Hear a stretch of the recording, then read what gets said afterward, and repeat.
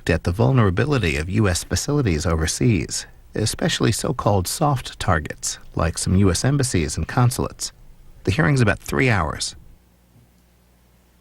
A quorum being present, the Subcommittee on National Security, Emerging Threats, and International Relations hearing entitled Overseas Security, Hardening Soft Targets is called to order.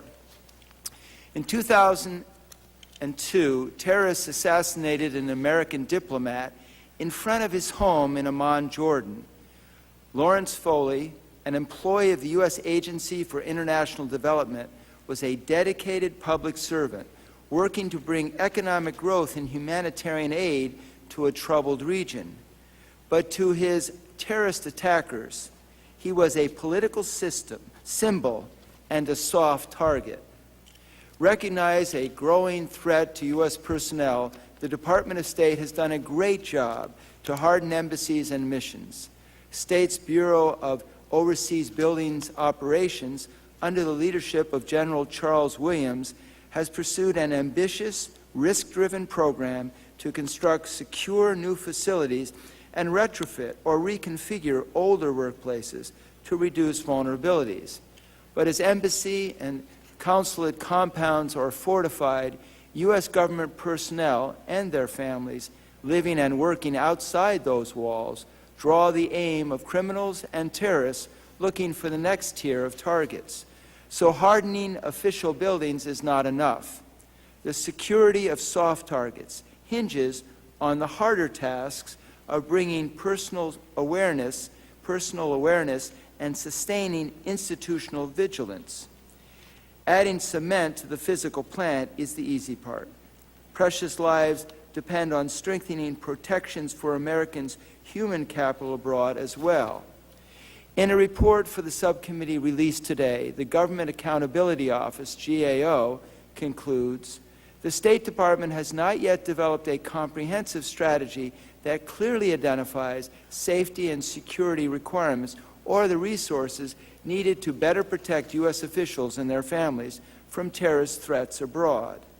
Despite recommendations by several panels since the late 1980s, programs to enhance security outside the embassy walls remain a porous patchwork. No hands-on anti-terrorism training course is required for U.S. personnel and dependents going overseas. Host national cooperation varies widely. Federal departments and agencies do not effectively or consistently monitor personal security programs. These desultory efforts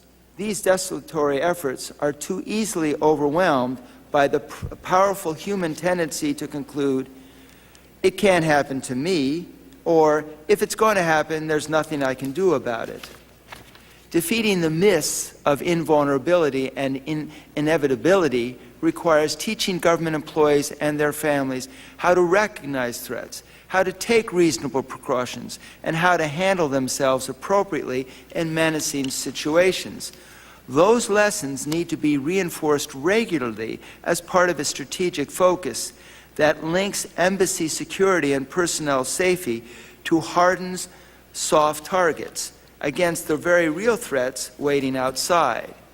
The horrific terrorist attack on the school in Beslan, Russia last year reminded the world once again that terrorism is blind to moral boundaries.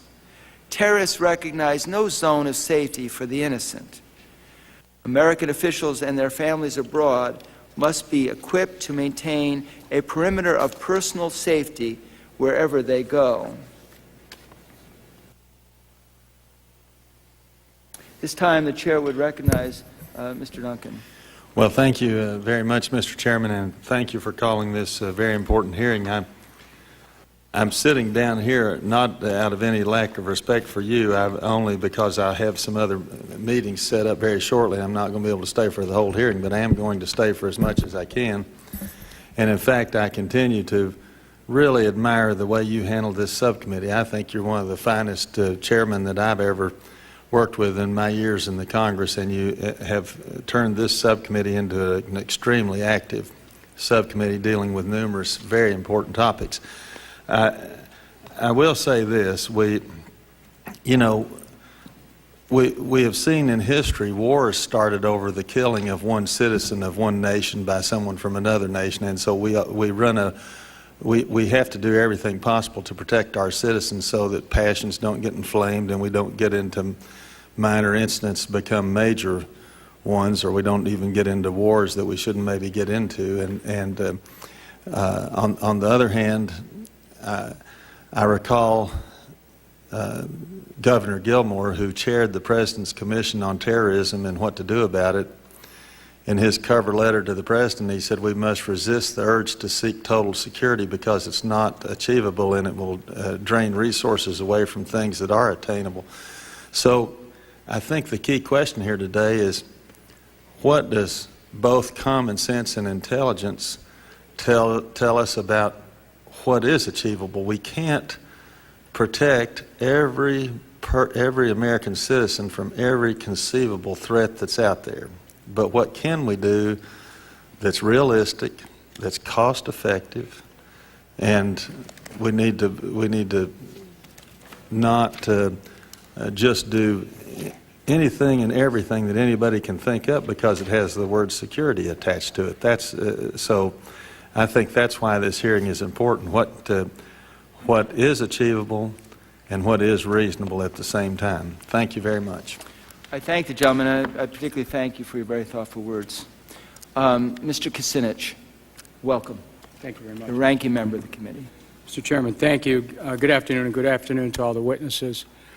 The safety and security of our nation's ambassadors, foreign service officers, civil servants, and their families concern this committee and concern me deeply. The number of incidents of international terrorism against the so-called soft targets is rising, and Congress should assist the State Department in every way it can so our diplomats can continue their invaluable work of representing America's ideals and values around the world. Yet while I believe that the State Department is honestly doing all it can to protect its employees abroad, it continues to play fast and loose with the Congress. The mistakes made in last year's annual survey of international terrorism and the decision by the Department to simply not include the statistics in the report anymore are deeply troubling.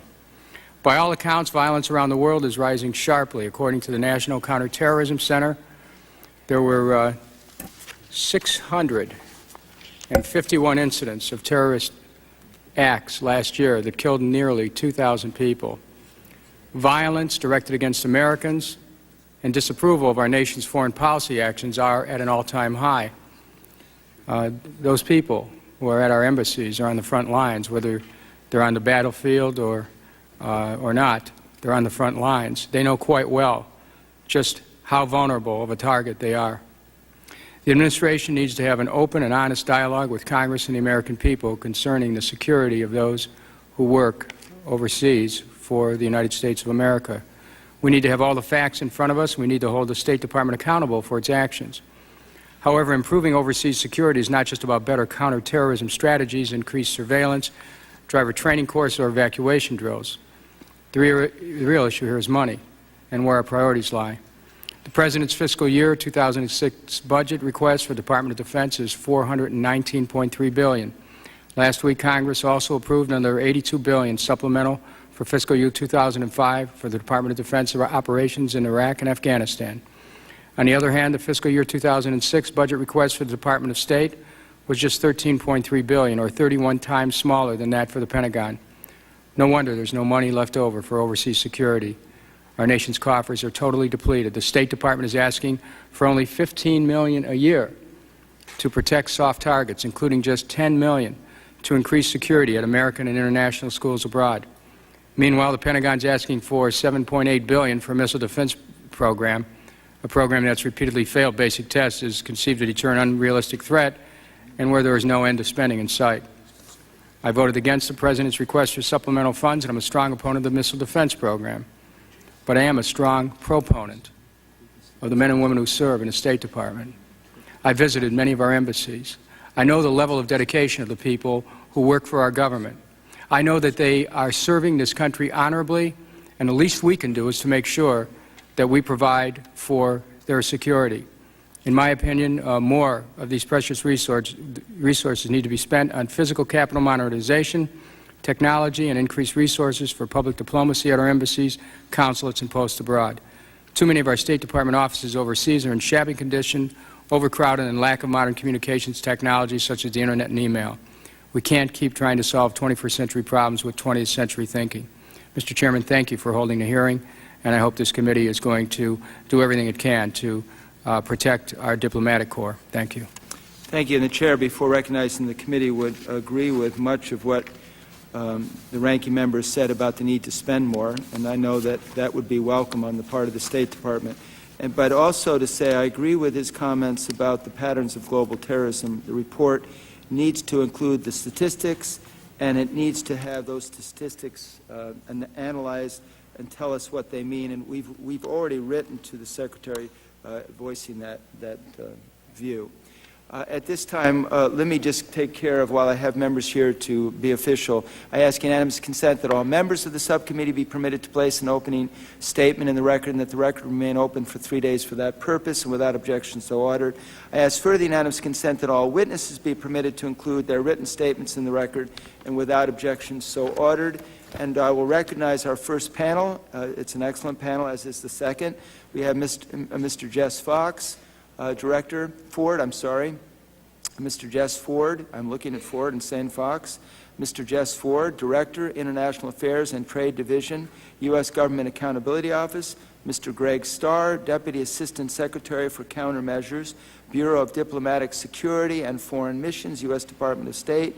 Ambassador Prudence Bushnell, Dean, School of Leadership and Management, the George P. Shultz National Foreign Affairs Training Center, U.S. Department of State, and Mr. Keith Miller, Director, Office of Overseas School, U.S. Department of State.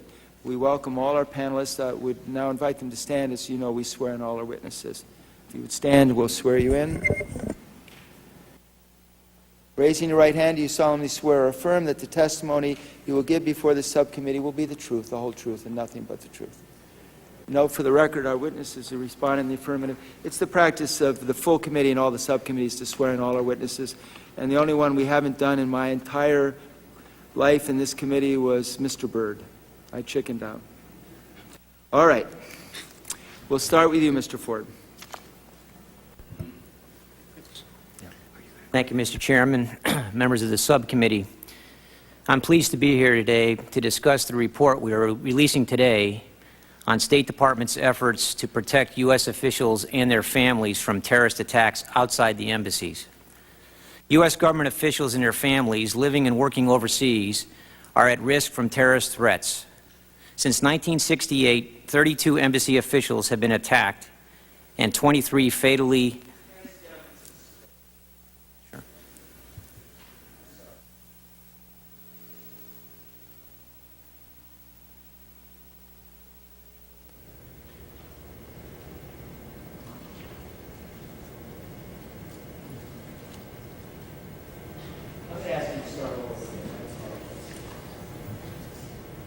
Time starts over again. As you know, we do 5 minutes and we roll over. We want you to finish before the 10, but somewhere in between there is fine. I think your mic's off. It's on. I'm pleased to be here today to discuss the report we are releasing today on State Department's efforts to protect U.S. officials and their families from terrorist attacks outside the embassies. U.S. government officials and their families living and working overseas are at risk from terrorist threats. Since 1968, 32 embassy officials have been attacked, 23 fatally, by terrorists outside the embassy. As the State Department continues to improve security at U.S. embassies, concerns are growing that terrorist groups are likely to focus on soft targets, such as homes, schools, and places of worship. Recent terrorist attacks against housing complexes in Saudi Arabia, a school in Russia, and places of worship in Turkey illustrate the growing threat. Our report addresses 4 issues: whether State Department has a strategy for soft target protection, an assessment of states' efforts to protect U.S. officials and their families against terrorist attacks while traveling to and from work, states' efforts to improve security at schools overseas attended by children of U.S. officials, and issues related to protection of U.S. officials and their families at their residences. I will also discuss the recommendations in our report.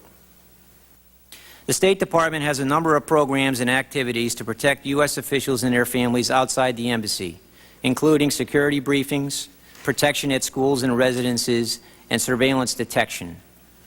However, the State Department has not developed a comprehensive strategy that clearly identifies safety and security requirements and resources needed to protect U.S. officials and their families abroad from terrorist threats outside the embassy. State Department officials have raised a number of legal, management, and resource challenges related to developing and implementing such a strategy, but they have agreed that one is needed. The Department has indicated to us that they are now in the process of developing such a strategy. State has not fully implemented one of the most important safeguards against terrorist attacks while employees travel to and from work: counterterrorism training. 3 state-initiated investigation into terrorist attacks against U.S. officials outside the embassies found officials lacked the necessary hands-on training in such areas as surveillance detection and defensive and evasive driving techniques that could have saved their lives. The investigations recommended that the State Department provide hands-on counterterrorism training and implement accountability measures to ensure compliance with personal security procedures. However, we found that State has not fully implemented all of these recommendations. For example, State's hands-on counterterrorism training course is still not required, and ambassadors, DCMs, and regional security officers are not fully trained to implement State's counterterrorism procedures. In addition, the accountability procedures, monitoring activities, and checklists developed in 2003 designed to promote personal security were not being followed at any of the 5 posts that we visited. In response to congressional directives, State has instituted a program in 2003 designed to improve the protection of U.S. officials and their families at schools from terrorist threats.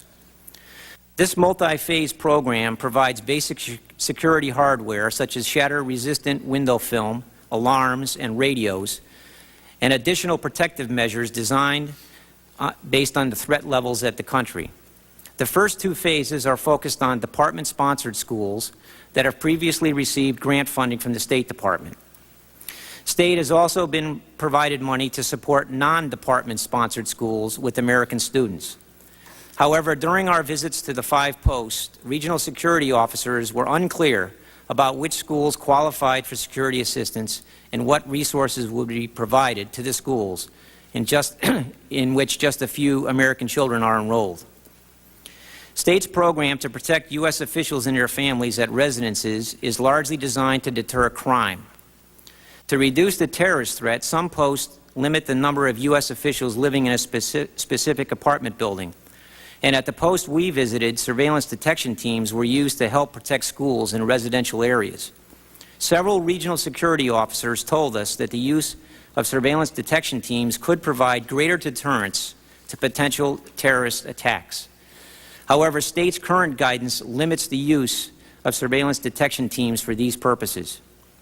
We made several recommendations to the State Department designed to improve the safety and security of U.S. officials and their families. We recommended that the State Department develop its soft target strategy to include a determination of the full scope of responsibilities and the legal and financial ramifications of securing U.S. officials and their families outside the embassy, that they develop corresponding protection programs and activities and integrate the elements of the soft target strategy into embassy emergency action plans. We also recommended that the State Department bolster its training and compliance procedures to include making counterterrorism training mandatory at critical and high-threat posts. We also recommended that the State Department fully implement the Personal Security Accountability System in response to the 2003 Accountability Review Board's report and develop accountability standards to help ensure compliance at all overseas posts. This concludes my opening statement. I'd be happy to answer any of your questions. Thank you, Ms. Starr. Thank you, Mr. Chairman. Is the statement limited to 5 minutes? No. The statement, we asked people to be 5 minutes, but we let it roll over another 5. You'll be gavelled shut at 10, but we prefer you to be somewhere between the 5 and 10. Okay. Mr. Chairman, members of the committee, I'm honored to be here before you today with my distinguished colleagues, Ambassador Prudence Bushnell, Director of Overseas School Keith Miller, and of course Jess Ford from GAO. I'd first like to say that we appreciate the GAO's report and the hard work that went into this effort. Prior to addressing the report's finding, I believe it would be Mr. Starr, I'm useful... going to ask you to lower the mic just a speck, and I think we might pick it up better. Okay. Prior to addressing the report's finding, I believe it would be useful to provide the committee some background information on our global security programs to put the Soft Targets program into perspective. For many years, but especially since the East African bombings, diplomatic security and many other elements of the Department of State have rolled out a robust array of security and counterterrorism programs to address the threat of terrorist attacks against U.S. diplomatic facilities and our personnel and our families overseas. The modern incarnation of the Diplomatic Security Service and vast majority of our programs originated with the Omnibus Diplomatic Security and Anti-Terrorism Act of 1986. Our efforts were re-energized following the East Africa bombings of our embassies in Nairobi and Dar es Salaam in 1998. The tragic attacks of September 2001 are often referred to as the event that catapulted terrorism into the forefront of U.S. policy. However, our real call to action was the 1998 bombings of our embassies. Funding and legislation following those acts provided many of the tools we use today to address global terrorism against U.S. officials, facilities, and our families abroad.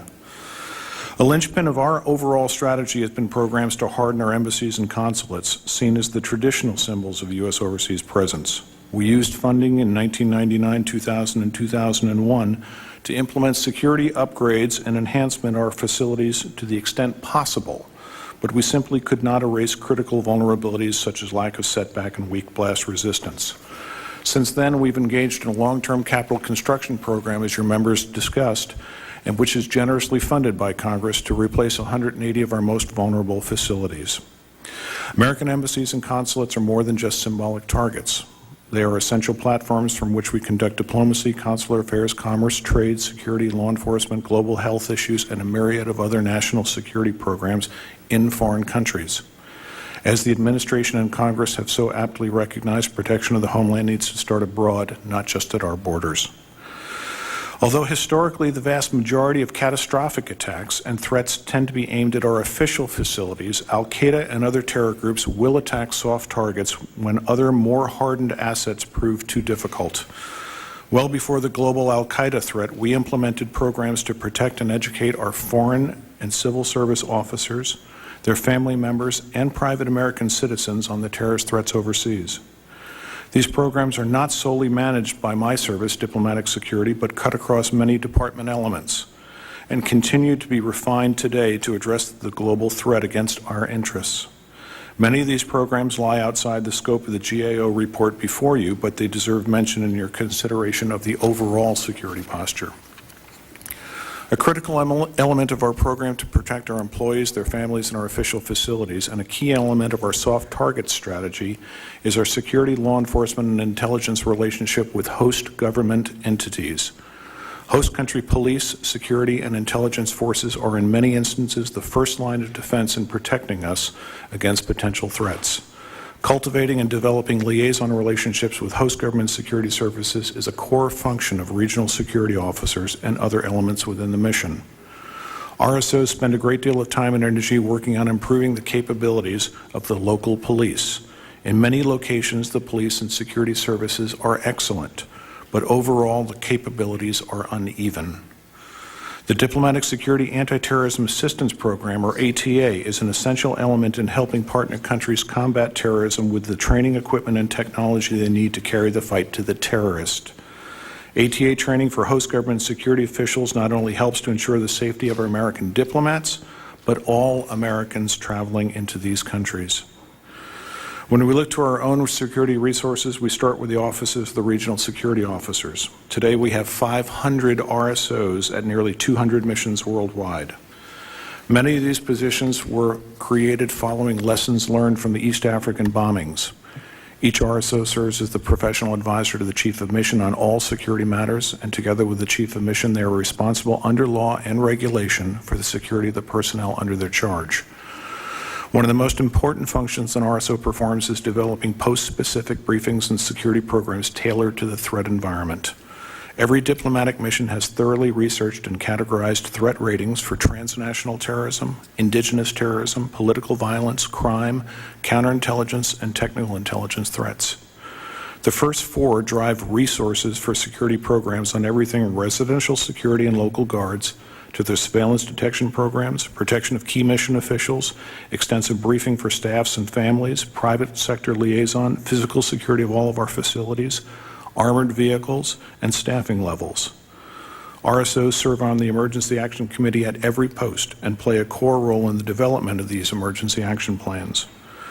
The emergency action plans play prominently in deciding how posts in the department address all types of situations and threats. In today's world, the plan covers a wide spectrum, including terrorist threats and bombings, chemical, biological, or radiological incidents, aviation and national disasters, authorized or ordered departures, and post-evacuations. These plans are exercised at our missions and are routinely part of the post-specific security briefing program for employees and family members. Overseas schools have always been closely linked with the overall security of the missions, and we expect this relationship to grow even closer.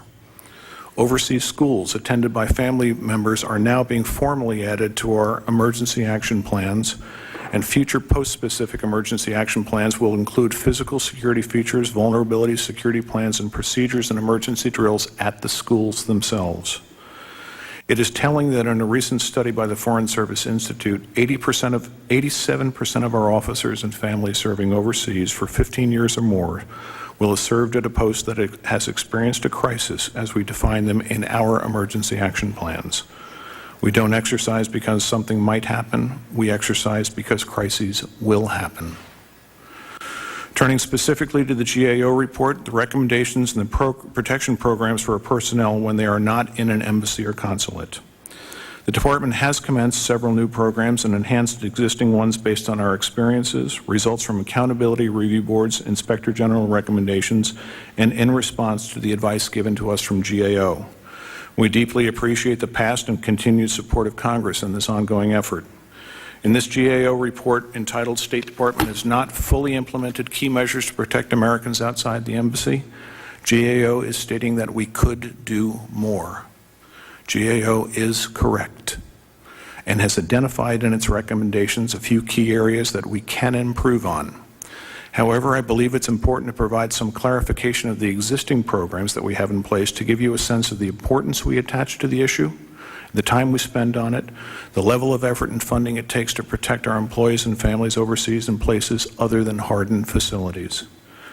In the past 7 years, we've accomplished the following. Delivered over 1,500 armored vehicles to our posts overseas to provide the ability to transport our people in safety in heightened threat conditions. Instituted a comprehensive chemical, biological, and radiological protection program, providing escape masks and equipment for our overseas personnel.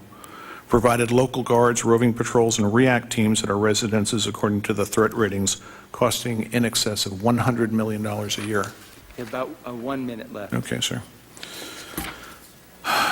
Let me skip to one part that I think we must discuss, and that's the management of security issues and crisis management that stems from the top, the chief of mission. Every ambassador and consul general today understands his security responsibilities. Emergency action plans are implemented almost weekly in some corner of the world, and one of the most important tools and visible signs of the efforts made to protect our employees and families are the evacuations. When the threat's too high, tripwires are crossed, or political violence or local instability too dangerous, we move non-essential employees and families out of harm's way. On average, regrettably, we've had one authorized or ordered departure from a post every 3.5 weeks for the past 16 years. A sign of the times is the large number of posts we currently have in drawdown or unaccompanied status. Beyond that, sir, let me skip to the one recommendation that I think we must agree with from GAO, which is that we have to move from a system of briefing our personnel to training our personnel. It is a sign of the times that we believe we must increase the tradecraft that we give our people and give them better tools when they go overseas. The terrorism threat against our people and facilities remains high, and we must equip our people to respond to that. I think I'll cut it at that point and You know, say it's given that I'm the only, may be the only member, during the questioning time, I'll ask you a question. Is there anything you Okay. left out that was important to share? That's okay, but I'll be happy to address your questions once my colleagues complete their statements. Let me just say, I don't usually comment when someone has testified until the end, but I do want to say, I don't think the GAO said you could do more. I think they were saying, really, you must do more. And that's... We must, sir. Yeah, okay. Ambassador Bushnell, may I clarify, were you in Kenya during the time of the attack? That's correct. I was the United States ambassador at the time. Right, thank you. So this is more than just theory. This is more than just theory, and I thank you for inviting me to testify.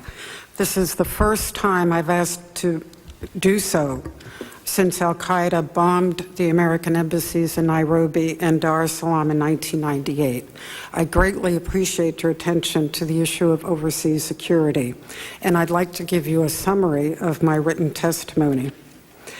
While the GAO report addresses so-called soft targets and its recommendations, if implemented, would strengthen overseas security in general.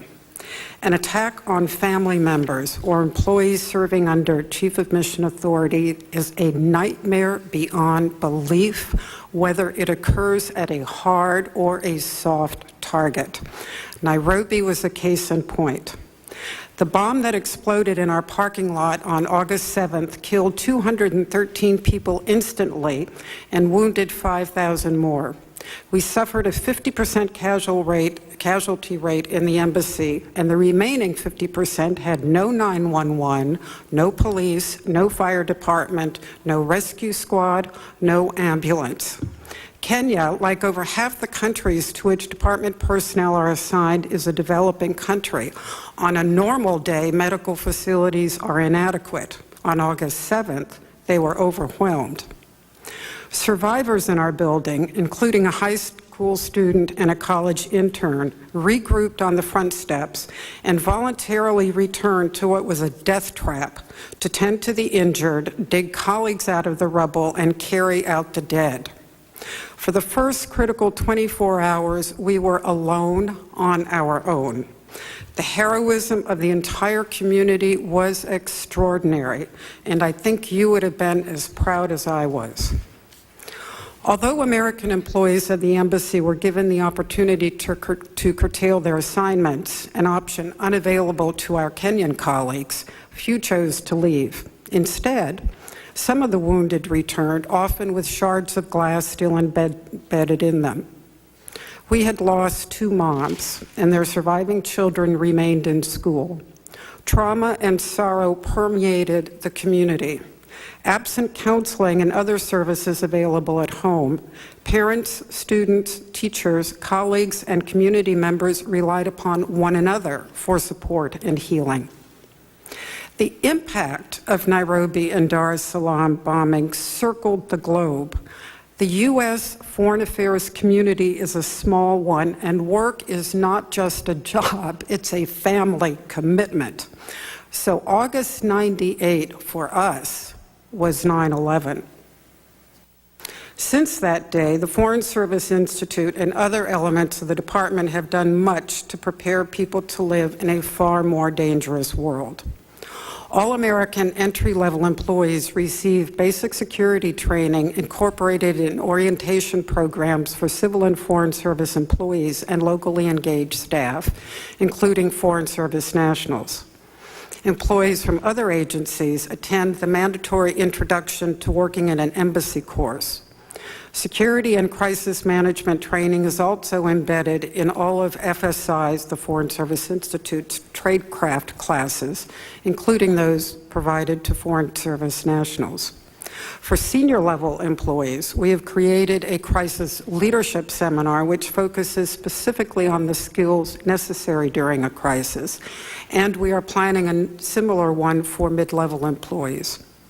The Security Overseas Seminar, which concentrates on life in an overseas environment, is mandatory for all federal employees and recommended for eligible family members.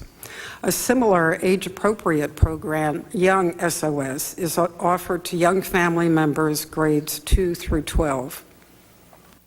At Post, people receive briefings tailored to the host country, as well as hands-on training from periodic roving teams out of Washington. In addition, crisis management teams fan out across the world to help emergency action committees exercise their emergency plans biannually. With our encouragement, Foreign Service nationals are participating. Where we can, we also include overseas schools and appropriate host government officials. Are we satisfied that we're doing enough? No.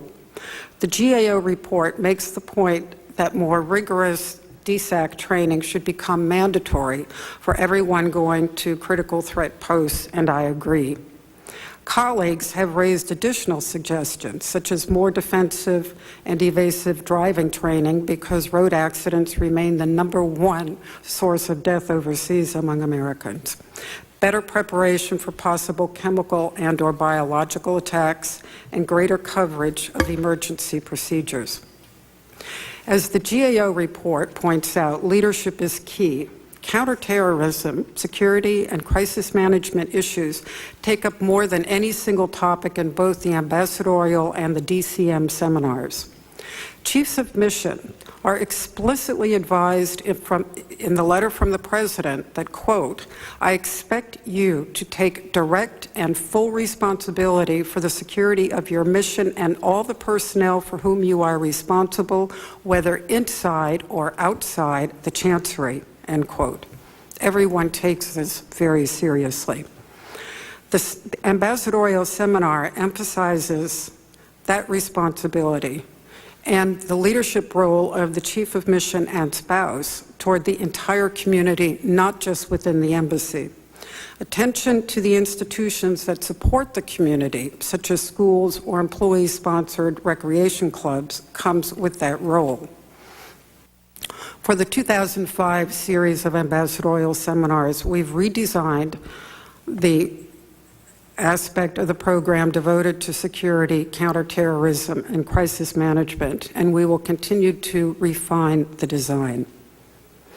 Embassy leadership is now more aware and better prepared for crises than we were in the past. No one wants to go to the number of funerals and memorial services my colleagues and I attended, and if we do, we want to be able to truthfully say, I did my very best when we look into the eyes of grieving survivors and family members. The incremental changes offered by the GAO report will, I think, improve security, but I would like to suggest 3 more profound challenges. 1, finding the right balance between living vigilantly and normally.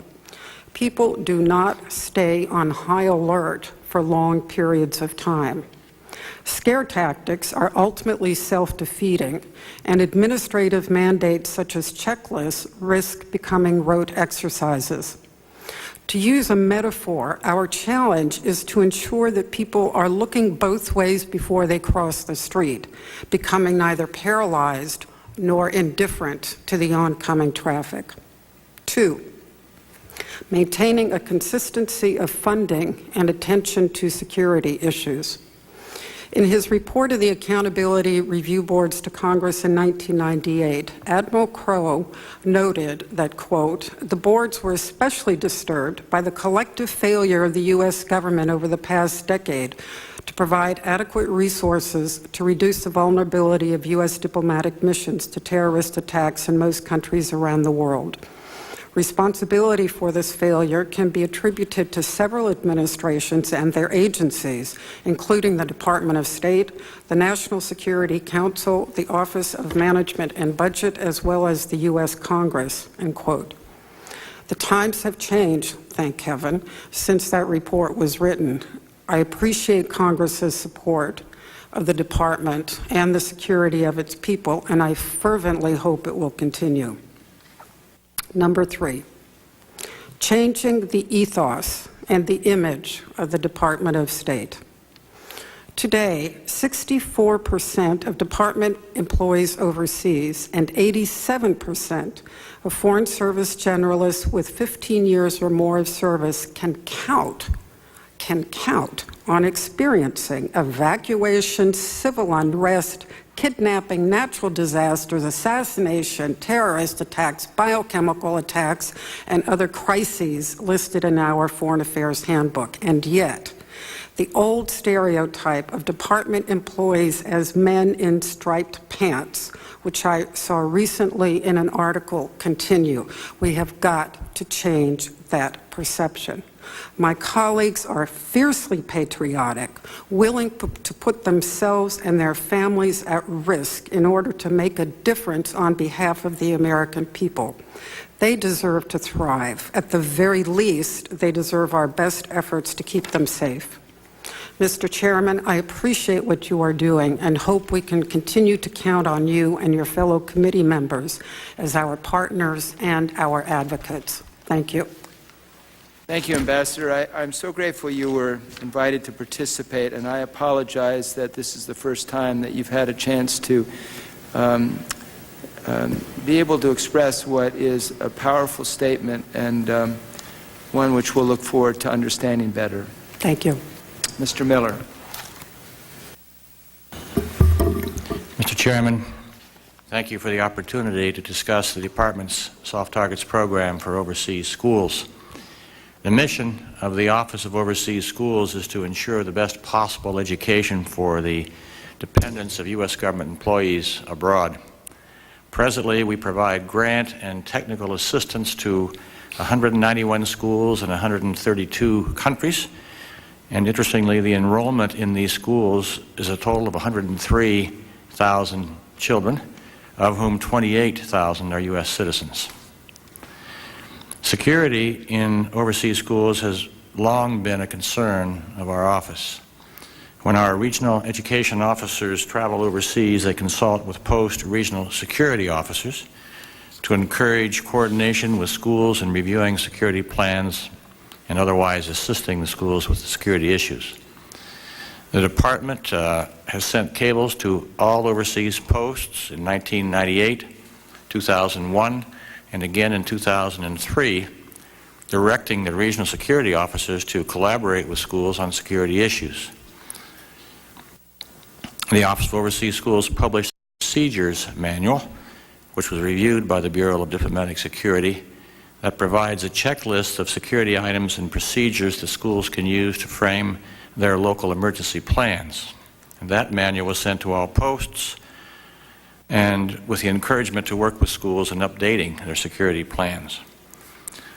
In the Department's fiscal year 2003 Appropriations Act, Congress provided funds to the Bureau of Overseas Buildings Operations for security enhancement grants to overseas schools. And to carry out this mandate, the Bureau of Overseas Buildings Operations asked our office and the Bureau of Diplomatic Security to participate on the Soft Targets Working Group chaired by Overseas Buildings. Our office advises the Committee on School Matters and has acted as the vehicle for sending security enhancement grants to overseas schools. And during the past 2 years, we have sent grants in 2 phases, totaling over $27 million to schools assisted by the Department of State, always in accordance with their needs as determined by the regional security officers. Phases 3 and 4 of the Soft Targets program address security enhancement needs of overseas schools that do not have a pre-existing grant relationship with the Department. The GAO report, Overseas Security, says that the full scope of the school program has not yet been determined. This process is essentially complete for phases 1 and 2, and is underway for phase 3. The Soft Targets Working Group is requested and is analyzing information from posts to determine our priorities for phases 3 and 4. The report further notes that schools are not tied to emergency plans. Our regional education officers report very positive comments from the school administrators we visit about the cooperation they receive from post personnel on security matters. And I understand that some of the schools are presently integrated into the post emergency plans, and efforts are underway to bring all of the others into the post emergency plans. What more needs to be done to better secure overseas schools? From our perspective, the single best way to improve security in these schools is for the regional security officers to enhance their already close contact with school officials, to advise on security measures and otherwise keep them fully informed about relevant security matters. In closing, I'd like to say that the response from the overseas schools receiving assistance has been extremely positive. School heads and board members have been universally appreciative of this generous and critically important support from the United States government. Thank you, and I look forward to responding to your questions. Thank you so much, Mr. Miller. I am thinking of all of the statements in context not of Mr. Ford's work, but more in terms of Ambassador Bushnell's comments, because I am haunted by one thing you said. I'm haunted by a number of things you said, but one, the concept that 24 hours later you were all alone. And I don't know how to interpret it, but it makes me want to understand what you meant by that. Sir, it was the ultimate irony that the airplanes carrying the rescuers broke down, both of them. So rescuers were 15 hours late, and so was the medical evacuation plane. It was just a series of snafus. And there's no doubt in our minds that this was an attack by al-Qaeda, correct? The morning of the bombing, we did not know. It was the very good work of the FBI that came in immediately that ultimately found evidence, traced the evidence excuse me, into the Muslim community in Kenya and found the al-Qaeda connection. And your reference to the fact that it was August 8th, is that correct? August the 7th.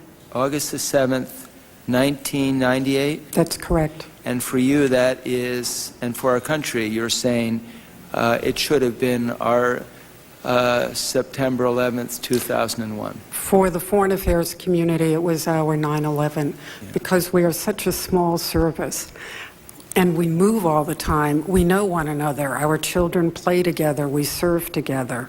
Nairobi was a medium threat post. Dar was practically off the map. I mean, who would have thought of Dar? And if this could happen in two such safe posts in terms of terrorism, it could happen anywhere.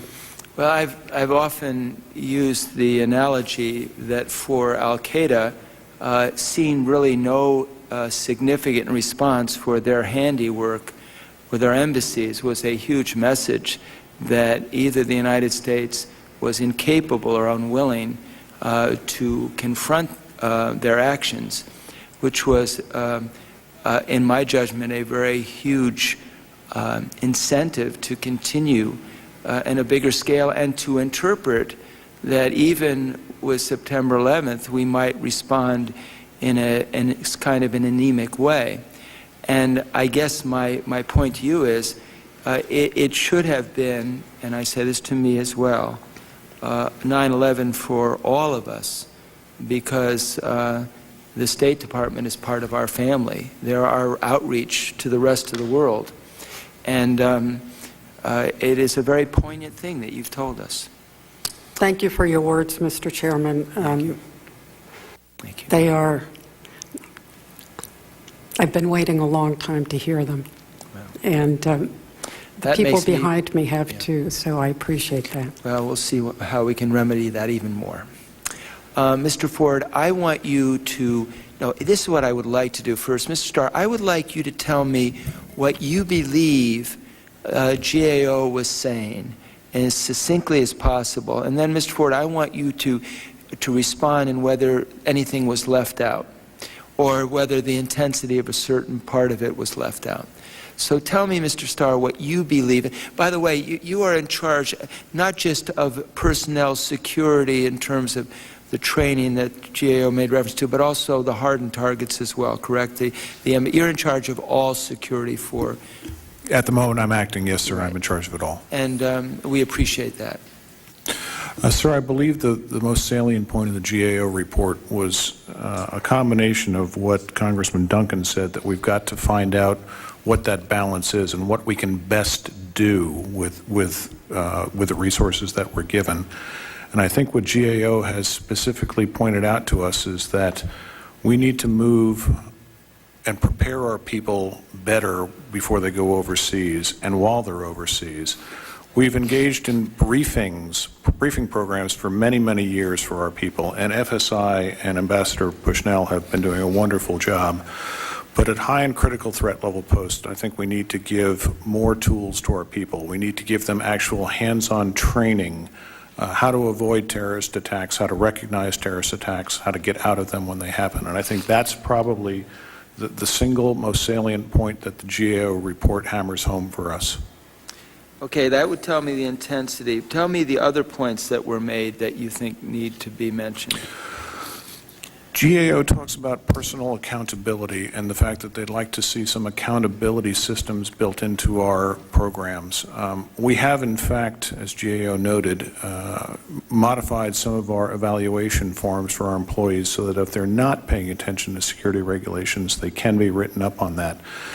GAO's point is they believe that checklists should be, personal accountability checklists should be put into place. But both Ambassador Bushnell and I and several others believe that in very many cases checklists become perfunctory. And we've got to work with that GAO recommendation and come up with something that promotes personal accountability, that brings our people to a realistic understanding of what they need to be aware of. But also, as Ambassador Bushnell said, we can't put them on alert 24 hours a day, 7 days a week, 365 days a year. We've got to find that balance. Okay, you're kind of qualifying their point, but so one is better overseas, better training at home and overseas, better accountability. Is the third issue the whole concept of a checklist, or what was your point about that? The personal accountability is what Jess and the GAO are really talking about. Okay, and how so it's really two issues as you read it. Yeah, personal accountability we agree with. We've got to find ways to get people to better take their personal security seriously. But one of the recommendations that GAO made, the checklist, we feel that there are some downsides with that. One of the things I've become, having been in this business 31 years, the business of politics and asking questions and hearings and so on, when I get people, either when I was in the state government or now in the federal government, your job is not to filter out what resources you have and then you make the best of it. I mean, that's your job when you're given it. But your job is not to shield me from the reality. And for instance, if we're not giving you the resources, you're not being unfaithful either to me or the administration. You're doing your job, you're under oath, you have that requirement. If you prevent me from knowing what you need because you don't have it and therefore you don't claim it as a need, I won't be able to do my job, this committee won't. So you made reference to the fact with the resource you have available. I think GAO is saying what you need to do, and then we need to figure out how to get you those resources. That's kind of my logic. Thank you, sir. Okay. Ambassador, what do you think the report was saying? Any add-ons or any qualifiers to what Mr. Starr said? One of the things that, for me, that was missing from the report is looking at Let me do this first. Not, and you're going to have a chance to say what should have been in the report that wasn't, because that's a great question. But what was in the report? Do you think that the issue of, and I think you have a sense of why I'm asking this question. I want to see what is getting through to the department that GAO is saying. Then we'll talk about where there may be disagreements. Then we'll talk about how you might have written the report to include some other things. So let's go through. One is the better training at home and overseas when they're at home now before they go overseas and at home continual. The other is the issue of accountability as raised by Mr. Starr. Do you think there are other issues that GAO was saying that the state needs to pay attention to?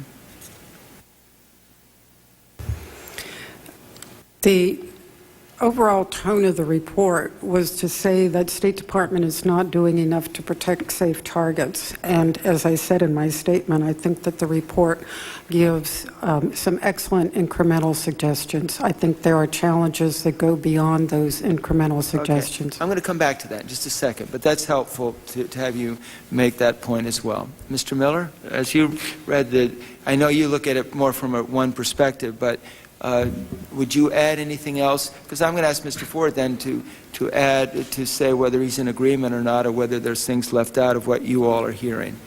What do you think the GAO is basically saying, in addition to not doing enough to deal with the soft targets, not doing the kind of training at home and overseas for them when they're overseas, and thirdly, the whole issue of accountability? Is there anything else that you would add to that?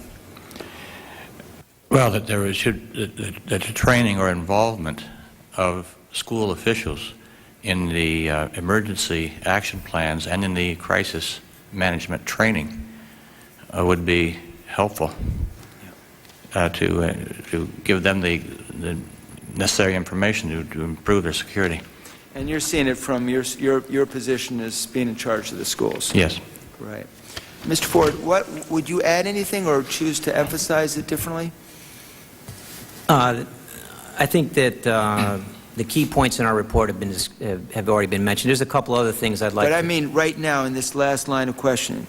Yeah, in terms of not whether they mentioned in the statement.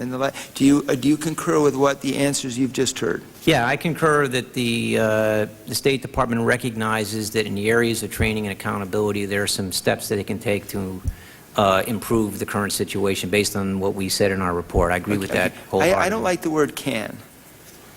Well, whether they are actually implementing the suggestions at this point, I heard something today that I wasn't aware of regarding the inclusion of the schools in the emergency evacuation plans, which was, at the time we had done our work, we hadn't seen that in the actual plans themselves. So assuming they've done that, that's a step in the right direction, because that was one of the recommendations we had. Okay. But maybe it's your training to not be offensive. You say they can do it. Isn't your report saying they need to do it, that they not only can, but they Absolutely. need? Okay. Yeah, absolutely. With regard, I mean, specifically, we talked about the need for hands-on training. We thought that ought to be made mandatory for every critical post overseas. And if they have the resources there, I think they should even reach down for the high-threat posts. The department... I'm missing the distinction. I thought you meant high-threat posts. Well, they have... Start over again. Okay, they have different categories of vulnerability that they've assigned to each post. With regard to the area of terrorism, I believe they have 3 categories based on threat: critical threat, high threat, and medium threat.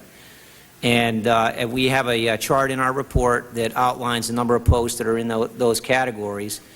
And given the resource requirements with making mandatory training, we felt that one way to prioritize that would be to start with the critical threat posts first. Well, I would have to say, listening to this, that if I was someone under high threat, I think I'd like the training too, with all due respect. No, I don't disagree. I mean, the issue is resources. The department indicated that, you know, they need to spend more money on training, and they needed to ask for it. I feel like I'm getting covered up with a web, and it's good that you're telling me there's critical, high, and medium threat, but is your report only saying that they need to be trained for those that are critical, or are you saying all of them need to be? Well, I think all of them need to be. I think we're talking about prioritizing what should happen first, and we felt that critical threat should be first. And is your testimony that critical is not being done right now? I saw the numbers in the statement from Mr. Starr. I don't know if that covers all of the critical threat posts. I don't believe it does, but I defer to him on that. Okay. Is there any other point that you want to make before we go back to the other witnesses here? Yeah, I think there's some other areas that I think the department should explore that, based on... that were in the report. That are in the report for example, the use of surveillance detection teams overseas. There was some uncertainty at the post we visited about how much those teams could actually be used. Now, and describe to me without disclosing anything that we don't want to disclose, but when you make reference to surveillance teams, you mean, what do you mean? Do you mean people going overseas to review vulnerabilities? Do you mean looking out for bad characters? What do you mean? Yeah, basically the latter. Okay. These are teams that are trained to do those type of things. Okay. And so one of the recommendations is that we should make better use of them and use them more often. Yeah, we met with virtually every regional security officer that we met with, and the 5 places we visited indicated that those teams can provide value added to protecting areas that are outside the embassy to the extent they have resources to do so. Okay. So basically, we have not doing enough to protect soft targets, and then ways to deal with that. One is better training home and abroad, and accountability, and you're adding surveillance teams to that list that wasn't mentioned, that we should make better use of surveillance teams, correct? That's correct. Anything else you want to add to that list? I think the other area really gets more into the strategic outline of what soft target strategy ought to be. This gets into an issue of what setting requirements that the Department is now studying, which will have resource implications. And basically, we have a recommendation that the Department basically put out that strategy, lay out the requirements and the resources that are going to be required to implement it. And this will be tied directly to schools and perhaps other facilities outside the embassy. Okay. This is all very helpful, and I thank you. Mr. Starr, Yes, sir. and also Ambassador and Mr. Miller, is there anything that you think the GAO should have spoken to in terms of vulnerabilities? It's really, Ambassador made that point, but is there anything, Mr. Starr, that you think the committee needs to know? We're not looking to tell terrorists what are vulnerable. But areas where improvement needs to be made that might not have been made by the GAO. Sir, if there's one point I would like to make, it is that we thank the GAO for looking at the soft targets, and we do think there's improvements to be made. But I think sometimes there's a mistake that Al-Qaeda and other terrorist organizations are moving towards soft targets. They're moving away from our hard targets. And the fact is that we see as many, if not more, threats every day at our hard targets. And we see the types of attacks that they'd like to undertake, which are catastrophic type attacks, car bombs and things like that, which would not just injure 1 or 2 people or maybe 5 in a residence or in a car, but catastrophically, as we saw in Nairobi.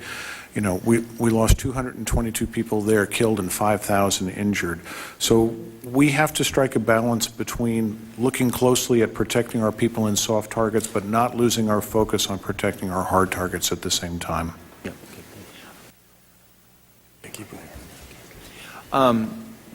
Ambassador, what was left out that you would like this committee to be aware of? I would like as much help as possible from the Congress and any report that comes out on security of our employees overseas to underscore the danger of their mission so that we can begin to counteract this notion that somehow we are leading exotic and glamorous lives at taxpayers' expense. 64%, and this have faced crisis, and these include our Foreign Service national employees overseas. 87% of people who have been in for 15 years or more. I would defy any organization to come up with that statistic. So anytime there is a mention for need of force protection, which we do have, it would certainly help our cause in changing both ethos and image to underscore those statistics. Thank you. Ms. Miller, any comment you'd like to make? I don't think I can add to the GAO's Now, but recommendation. schools represent a soft target, right? They certainly do. Based on what happened in Russia, Yes. I think you, Mr. Starr, would agree that that was catastrophic.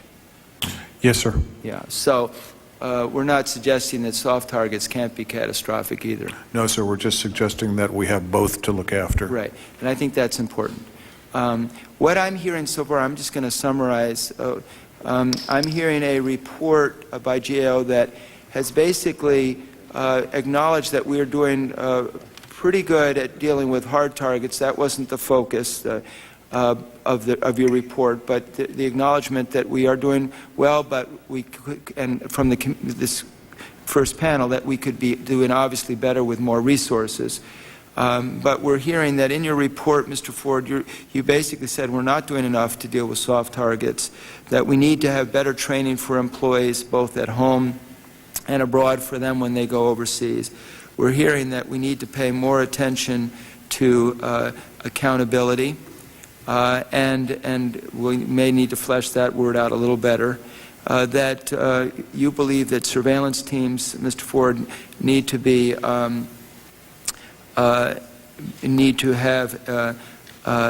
be better utilized. GAO does, and we're hearing as well that there needs to be a strategic focus, which ties in, Mr. Starr, that was and the ambassador's point, but ties in with your points. If you have a strategy, you're able to know how to allocate limited resources, and resources will always be limited. In my judgment, the resources are too limited in terms of protecting sites. And I would just say, for the benefit of Mr. Ruppersberger, who's joined us, who serves on the Intelligence Committee, and I might add he was appointed to the Intelligence Committee as a freshman member, which is quite, I think, an honor and opportunity for him, that Ambassador Bushnell was there when the Kenyan bombing took place, pointed out that the loss was 50%, pointed out that for 24 hours they basically were on their own because relief teams couldn't get in for a variety of reasons, and pointed out to the committee that basically 9/11 for State Department happened on August 7th, 1998.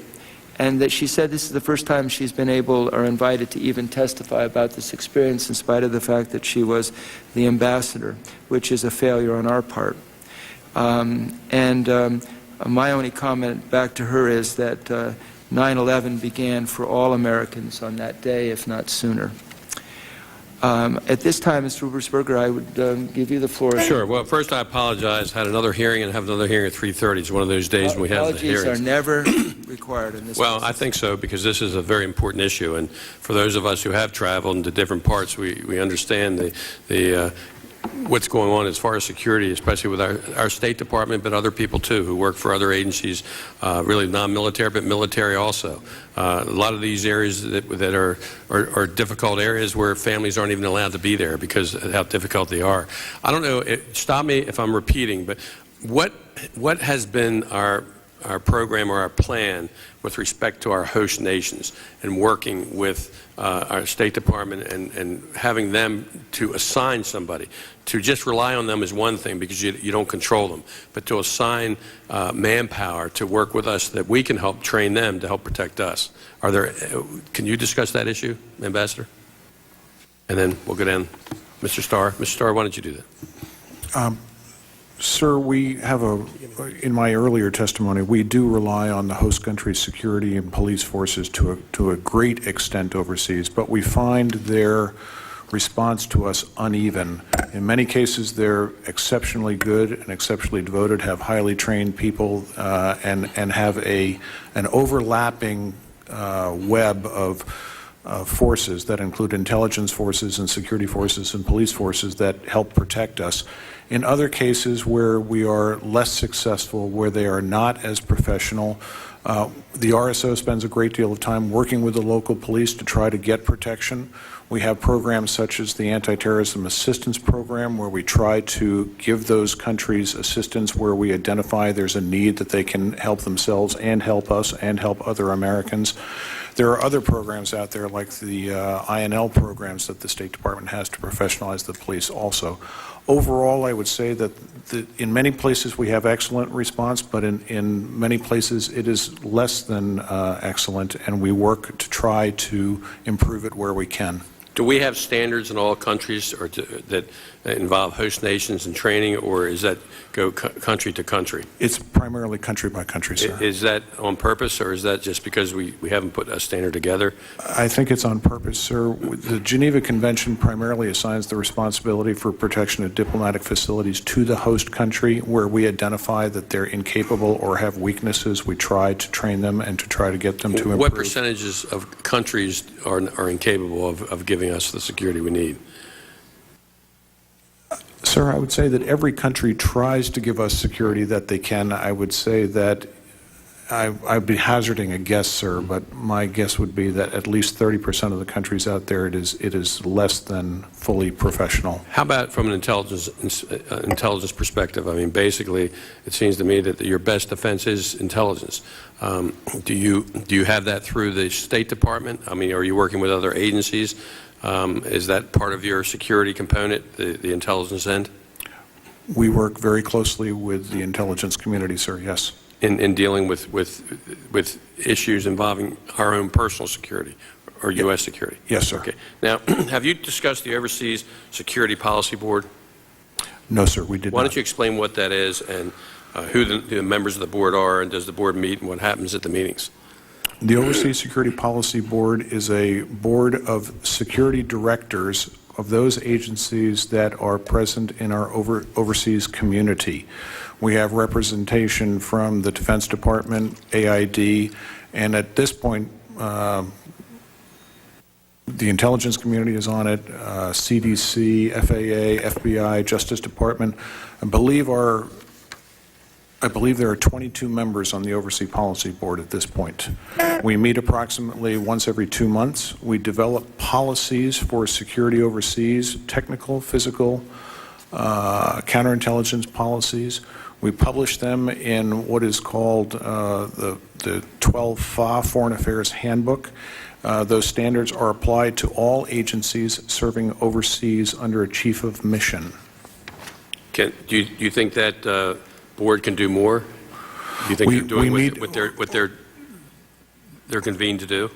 I think it is an exceptionally good group, sir. I think that we do meet often enough, and we are cognizant enough of our protective responsibilities that we look constantly at evolving threats, and I think that's what our challenge is. Sharing of information and strategies to yes, protect. Sir. How about the Soft Targets Working Group? Have you discussed that here today? Very briefly, sir.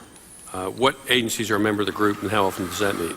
At the moment, on one particular committee on residential security, we have a soft targets working group under the OSPB, and it is, as I understand it, it is State Department, USAID, and I believe it is DOD that is working with us on that as well at this point. Representatives from all the different countries, or is No, sir. This would be looking at the agencies under the OSPB and looking at what standards we want to write or improve for residential security. Now, you also, I think in your testimony, you stated that that overseas personnel have been on a heightened threat alert status since 1998.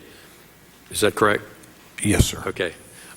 Is there a danger that long-term stress will be detrimental to job performance? Are you seeing that now?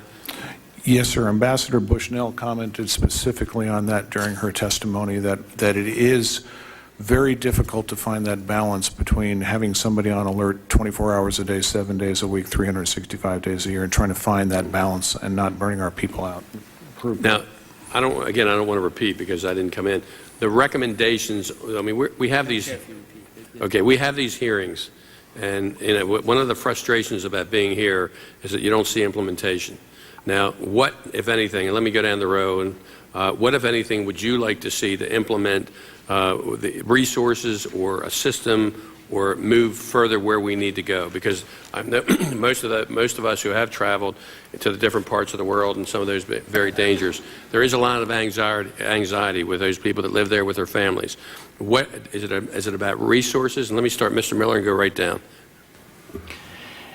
We have already gotten $27 million into the schools in a fairly short period of time, and the department has asked for $15 million in each of the next 2 fiscal years.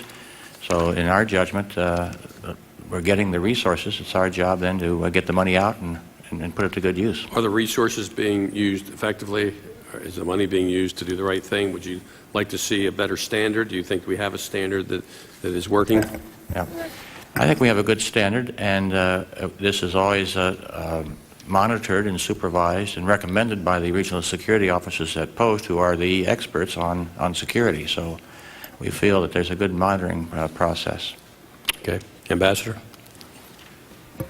I'm going to be a broken record here. That's okay. Anything that will portray the Department of State as what it is, which is an agency of civilian employees who are facing danger on a constant basis. That means public recognition for what we are facing. That means the training for what we are facing, the recruiting for what we are facing, the understanding among family members of what they face, the resources and the force protection for what we face. I would also add that I think we need to look very, very carefully at other agencies, because if there's anybody who gets it, it is the employees in the Department of State. People who are parachuted into posts from the middle of the United States from one agency or another are actually the most vulnerable of our people, and we need to focus, those agencies need to focus on how they're selecting people, how they're training people to go overseas, and how they're holding people accountable for their own safety overseas. Thank you.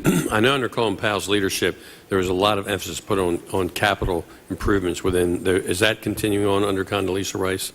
That is continuing. Okay. All of the programs that former Secretary Powell began are continuing under Secretary Rice, I'm delighted to say. Okay, good. Mr. Starr? Sir, I'm going to be very specific. I agree with the GAO's assessment that we need to move from a system where we brief our people, both domestically and once they're overseas, to where we train our people. In 2003 and 2004, we trained 239 officers in the anti-terrorism training before they went overseas for high and critical threat level posts. That's not enough. We also augmented that course specifically to address Iraq-specific types of threats. Since 2003, we have put 1,193 people that went to Baghdad and the 4 regional posts through that specific training. I would like to see more training for our people, as the GAO report said, prior to going to high and critical threat level posts. Okay, so you feel that's probably one of the highest priorities is the training? Yes, sir. I feel that's the biggest bang for the buck. Should it just be in difficult areas, or just all members of the State Department that are going overseas as a curriculum that needs to be put forward to these employees for their own good? As we move, sir, every 2 to 3 years, I think that every member of the State Department should get this training. I think that GAO has correctly identified that we need to start with our critical and high threat posts. Okay. Mr. Ford? Yeah, I agree with that. I think, again, I want to repeat some things I said earlier. I think there's Start over again. You said I agree what? I agree, first of all, with the training is a critical issue that needs to be addressed at the department, as I mentioned earlier. But I also think it ought to include all the other non-department employees that are going to be stationed overseas, and of which that's about 2/3 of the number of people who are currently assigned. I also think that there should be a clear set of requirements laid out on the soft targets program that clearly spells out what we're going to cover, how much it's going to cost, and what the pros and cons of the various requirements might be. I think that we need to continue to encourage accountability mechanisms, because unfortunately at the 5 posts that we visited in the course of doing this work, we found that compliance with some of the basic tenets of security awareness was not being followed. I understand the issue regarding stress, but I also think that there was some due diligence on the part of people overseas that they tend to become complacent about, and they are potentially at risk in my view. So I think that these accountability mechanisms are also important. I guess the last thing I'd like to mention is the issue of surveillance detection activities that can be used to help safeguard facilities outside the embassy walls, and I think the department should look into that with regard to what type of resources could be applied to help safeguard those other assets besides the embassy itself. How about the cost factors on what you just talked about? Any idea? I'm sorry? The cost factors, the money, how much it would Well, cost? we have, the department has indicated to us that it would cost a lot of money to fully implement a lot of these requirements, but we haven't seen what the requirements are yet. We understand the working group that was cited earlier is looking into that issue with regard to what those requirements would be and what the associated costs would be. So I don't know exactly how much that is, but I think the department should lay that out. Well, if the gentleman would yield. Sure. Yeah. Yeah, when they say it would cost a lot of money, they are not being specific in terms of how much it would in fact cost? Again, I'm going to defer to Mr. Starr. I understand that at one time the department was proposing, I believe, to expand the training courses that on hands-on training earlier this year, and I forget the exact amount that they had identified. I believe it's in our report, but it was in the neighborhood of $5 to $6 million. That's the only cost number that I've seen related to this overall issue. Before I go to the professional staff, Mr. Costa, I would just want to mention this and then see if there's any objection to what I'm saying, that it's fairly clear the state has not defined soft target, that state lacks a soft target protection strategy, and this is a third one which may in fact not be true. State has not fully incorporated schools into emergency plans. So I guess, Mr. Starr, would you agree with all three of those or would dispute any of it? I believe, sir, that in our emergency action plans, the last rewrite of it, which was going on while this GAO study was underway, we have in fact got the latest version that fully incorporates schools into our emergency action plans. So I think we have addressed that one. Yeah. Your other two questions, sir. State has not defined soft targets. We have, it's a difficult question for me, sir. Let me just say something. How long have you been in doing this job? 25 years, sir. Right, but in this responsibility that you have now? 1 year, sir. Okay. You're not going to be able to do everything that you have to do in 1 year. This is not a judgment of you. It is trying to understand and have the confidence that you understand what remains to be done. We think of our job sometimes as a catalyst. We are, in fact, writing a soft target strategy exactly as GAO suggests. Good. How about the definition of soft target? Are we still kind of wrestling with that?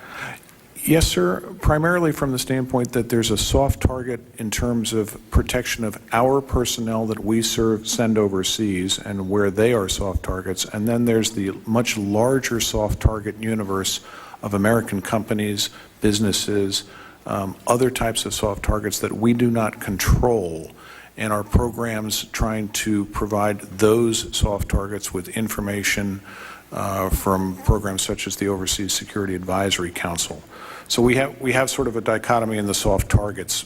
The ones that we're specifically responsible for, that we fund programs for, that we give training to, and then the larger soft targets universe, which I believe you will be hearing on your second committee, American businesses and Americans overseas. Okay. Before giving to Mr. Costa some time for questioning, I need to be clear. When we talk about critical, high, and medium targets, I assume that was at the individual and not at the location. Is it more location than individual? More country, more post-specific, sir. So a country is critical or high or medium? Usually Right. the actual city that we have the establishment in. Well, that qualifies my comments about. So, for instance, and is there anything below medium? Or everybody's medium? Norway would be medium? Okay. For global terrorism, sir, we really don't look at anybody as being below medium. Right. And I think that's fair. Because at one time we didn't think Kenya would have been, we would not have called it high or critical probably at one time. Yeah. So, okay. I'm going to be asking, when it's my turn, and then we'll get to the next panel, I will be asking you each, is there any question we should have asked that we didn't? Any question that you will regret not having been asked, and we'll find out later we should have asked the question. So I am asking you to think about what that might be. Sometimes the most important part of the hearing is the question we never thought to ask that you need to answer. And you have a solemn oath to do that. So don't leave anything unanswered here. Mr. Costa. Thank you, Mr. Chairman. My first question is about the Overseas Policy Security Board and Overseas Security Advisory Council. According to the Foley ARB, they were going to look at the need for a potential special commission in the manner of the Inman report to look at soft targets broadly, look at training and so forth. As a response to the ARB, the department said they would look at that recommendation and come back. What was the result, if you know, of that assessment of the recommendation? As I understand it, the Overseas Security Advisory Council convened a few working groups to look specifically at the standards dealing with what we considered soft targets, our residences, our residential policy, other policies in terms of protection of personnel away from the post, did a review on it. We did, in fact, change the standards having to do with residential security. We reviewed them from what they had been in 1998, and I believe the consensus was that there wasn't a need for a special look at it after that. I believe that's what happened with that. So I guess the follow-up question then would be, what is the status then of coming up with an all-encompassing strategy given the results of the Overseas Policy Security Board and Overseas Security Advisory Council? How is that coming together? We are, in fact, in the process of drafting a strategy for the State Department in terms of protection of soft targets.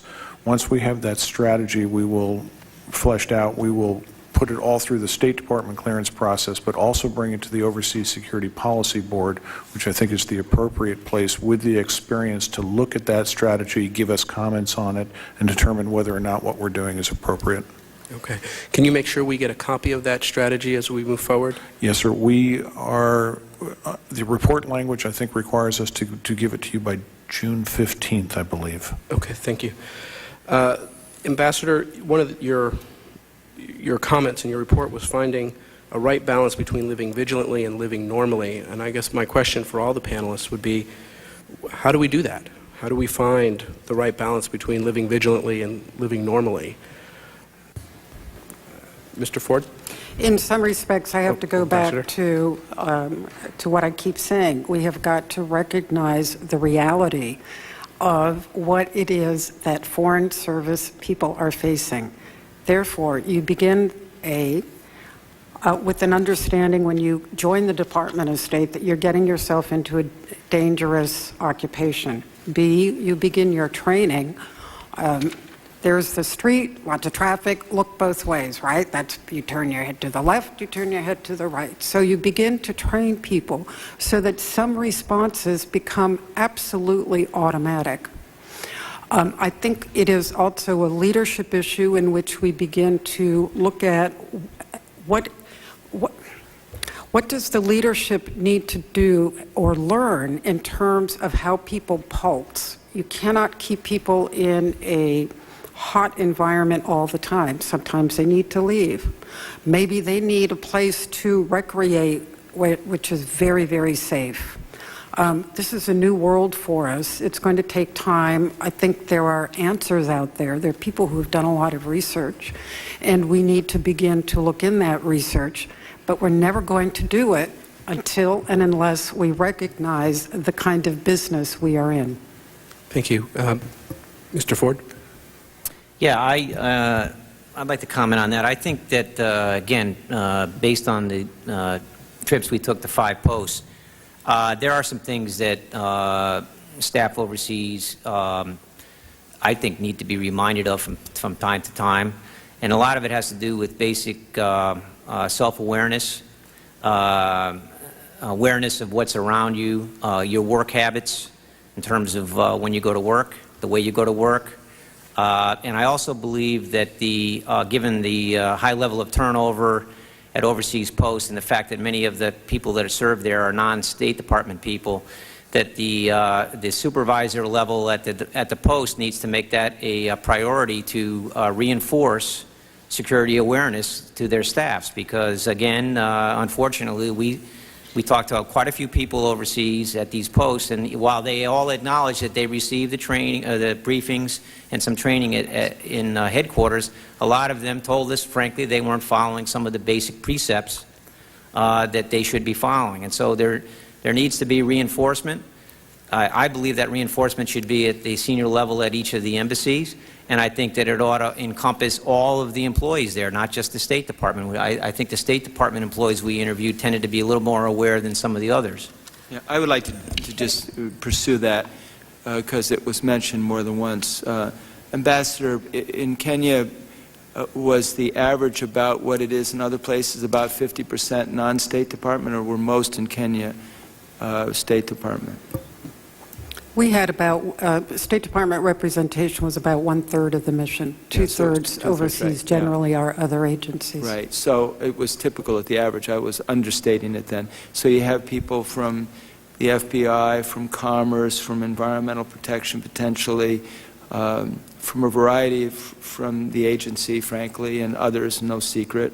You have people from lots of different responsibilities. Now, are they given, Mr. Starr, are they given the same training that would be given? There's always sometimes a question whether the ambassador has the kind of control over these individuals that you need to, but are they given the same kind of training, or are they kind of on their own? Two-part answer, sir. At the current time when we are doing the briefing program for the most part for most of our people that are going overseas, agencies have the ability to either self-certify that they give the same type of briefings that we give at the Foreign Service Institute, the Security Overseas Seminar or the SAFE program, or their personnel attend the Foreign Service Institute training programs before they go overseas.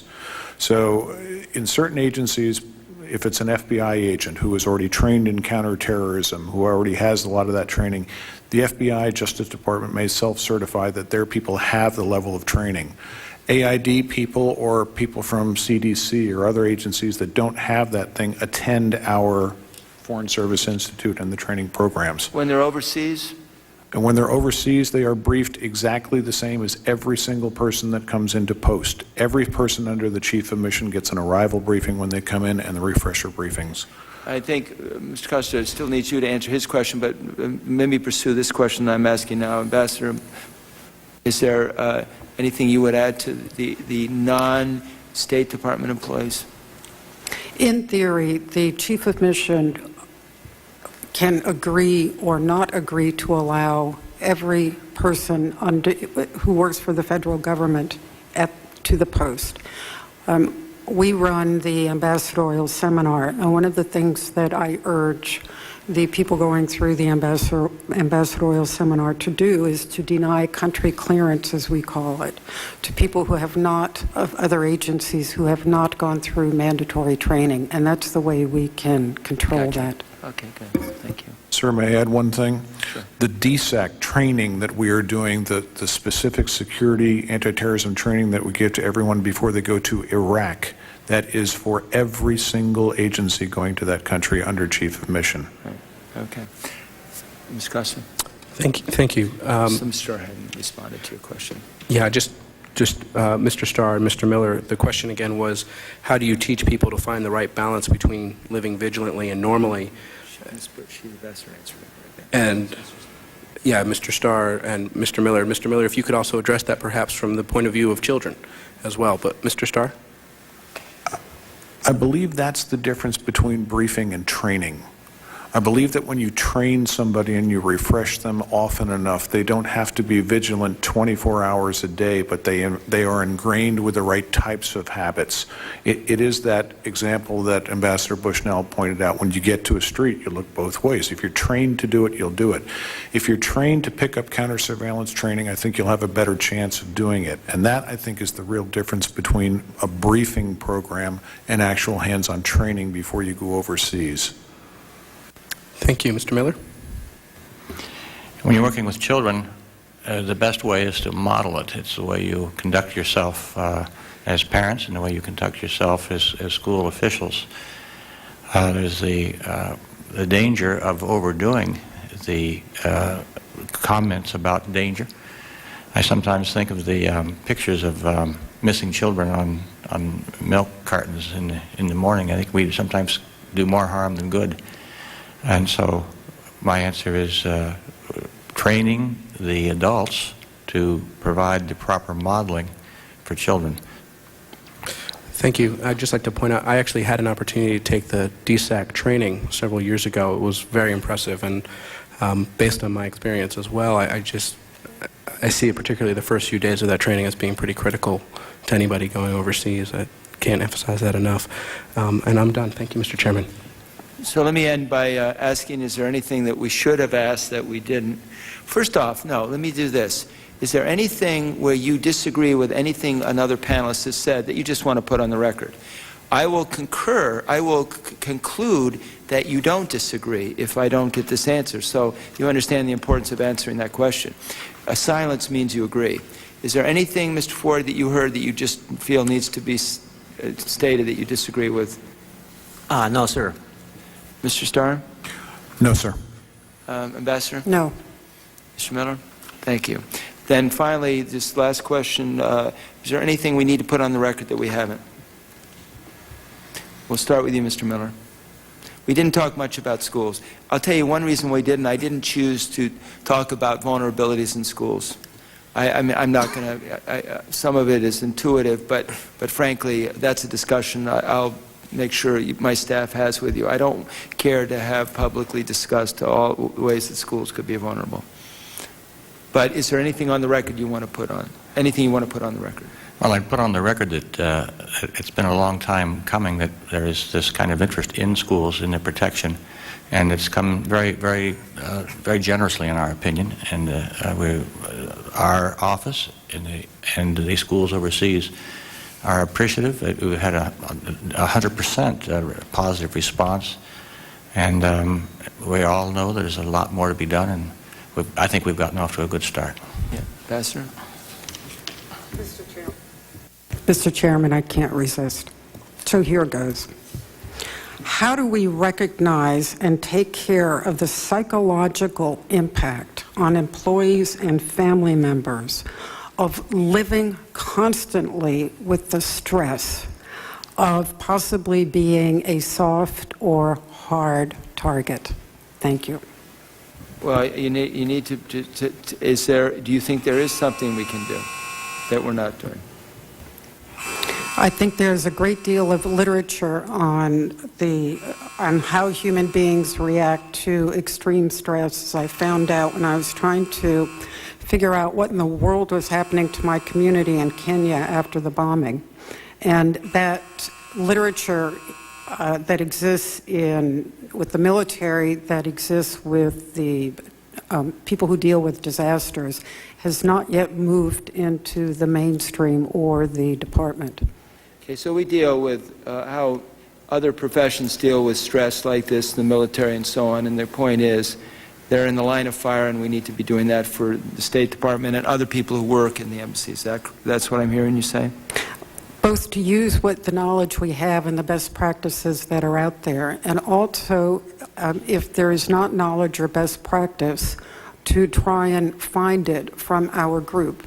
Because what happens to us ultimately happens to the American people. So what I'm hearing you say, and correct me if I'm wrong, I'm hearing you basically say there are people who've gone through this experience that aren't being spoken to, not being consulted with, not being asked, not being monitored in some cases.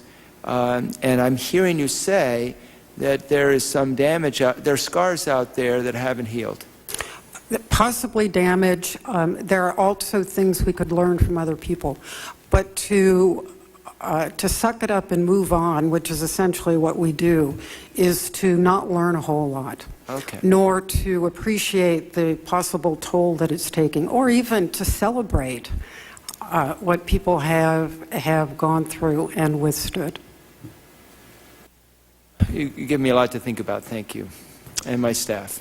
Mr. Starr, anything we need to put on the record? No, sir. Okay. And I think, was I going in the wrong record? Mr. Ford. Given the previous comment made by Ambassador Bushnell, I'm not sure who sits on the working group for the State Department soft target strategy, but I'm wondering whether someone with the background that she's articulated ought to be considered to be a part of that, other than just the security experts. So my comment has to do with making sure that the people going to make future decisions on what our strategy is going to be have taken into consideration some of those perspectives. Let me just say in my own words, what I'm hearing you basically say is on that council, if we're just having people who have a military police background and not include issues that the ambassador has raised, then it's a committee that may need to be expanded or Well, I'm not sure of the makeup of the working group, but I would defer to Mr. Starr, but I believe that if in fact they don't have someone on that working group that has some awareness of that perspective, that perhaps they ought to consider including them, so you'll have a little broader discussion on it. Great, thank you. I think this panel has been very helpful to the committee, and we do appreciate each and every one of you being here, and Ambassador, particularly thank your candidness and for giving this hearing a bit more reality. Thank you very much. Thank you all. Thank you all for your good work and your service to a magnificent country. Thank you. Our next panel and final panel is Ambassador Wesley W. Egan, retired, Ambassador John W. Lippert, and Mr. Joseph Petro. Mr. Joseph Petro, Executive Vice President, Managing Director, Citigroup Security and Investive Services, Citigroup.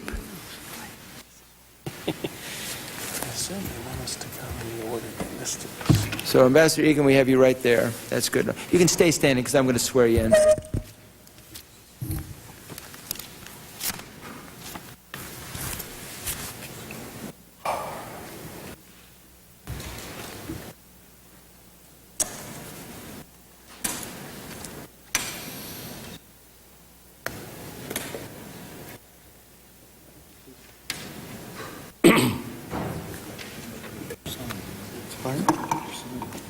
Take your time and enjoy standing up. Thank you, Bob.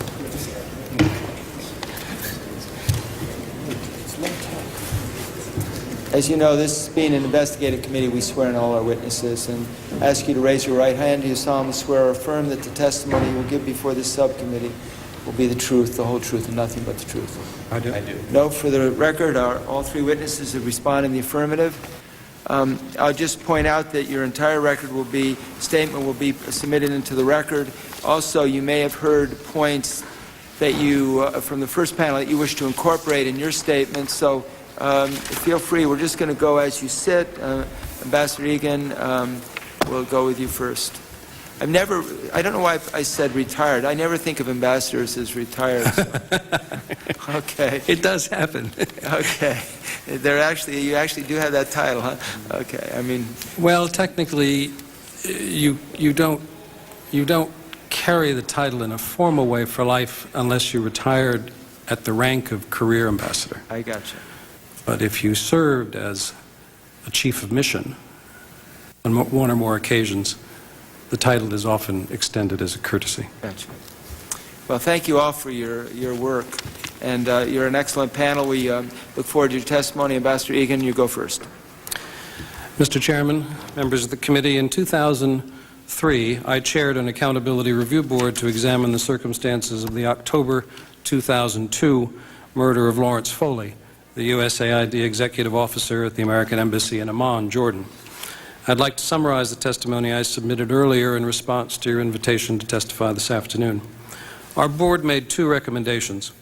The first was that the Secretary of State convene a special commission to make recommendations to improve the personal security of all personnel serving abroad under the authority of the Chief of Mission, regardless of department or agency affiliation.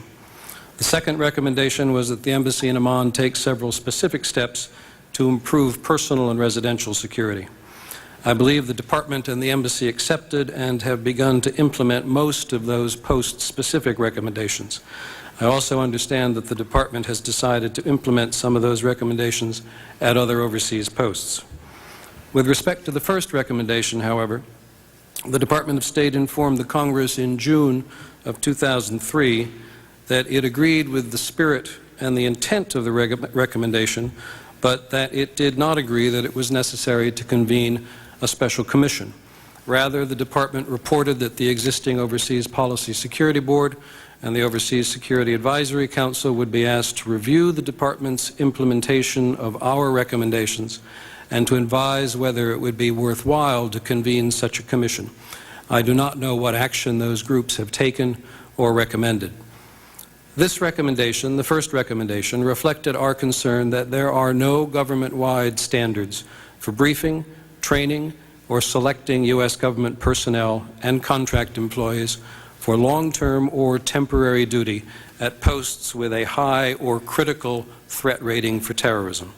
This is especially troubling when you consider that there are over 50,000 people in 180 countries working at over 260 diplomatic and consular facilities, and that over 50% of those facilities are now rated as subject to a high or critical threat for terrorism.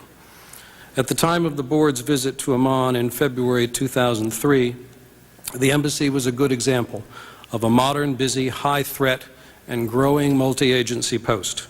The ambassador's staff included 140 direct-hire American personnel representing 10 federal agencies and departments, over 350 personnel on temporary duty, more than 70 contract employees, over 200 family members, and approximately 200 Jordanian staff.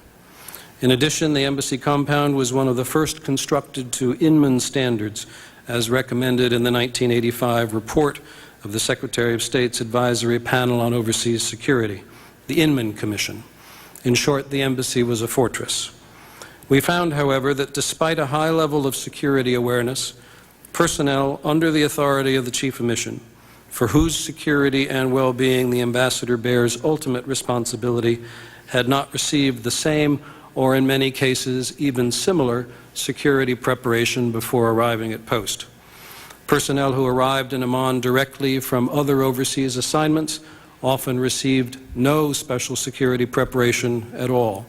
Most contract employees received little or no security-related training or preparation unless required by their contracts, and there was no mechanism to ensure that different agency contracts included such a requirement. For most of those who received security training, it was not specific to Jordan. The embassy post report made no mention of security considerations or the growing terrorist threat.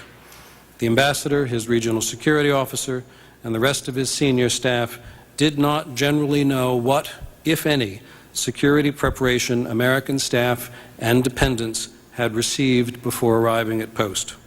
And yet, all Americans at post, regardless of their employment status and department or agency affiliation, were vulnerable to the same threat.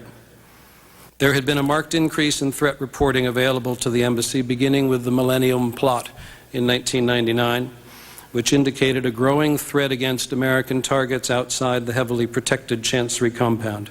The reporting was sufficiently credible that the Community Counterterrorism Board called for a special community advisory, a special intelligence community advisory on Jordan in early 2002.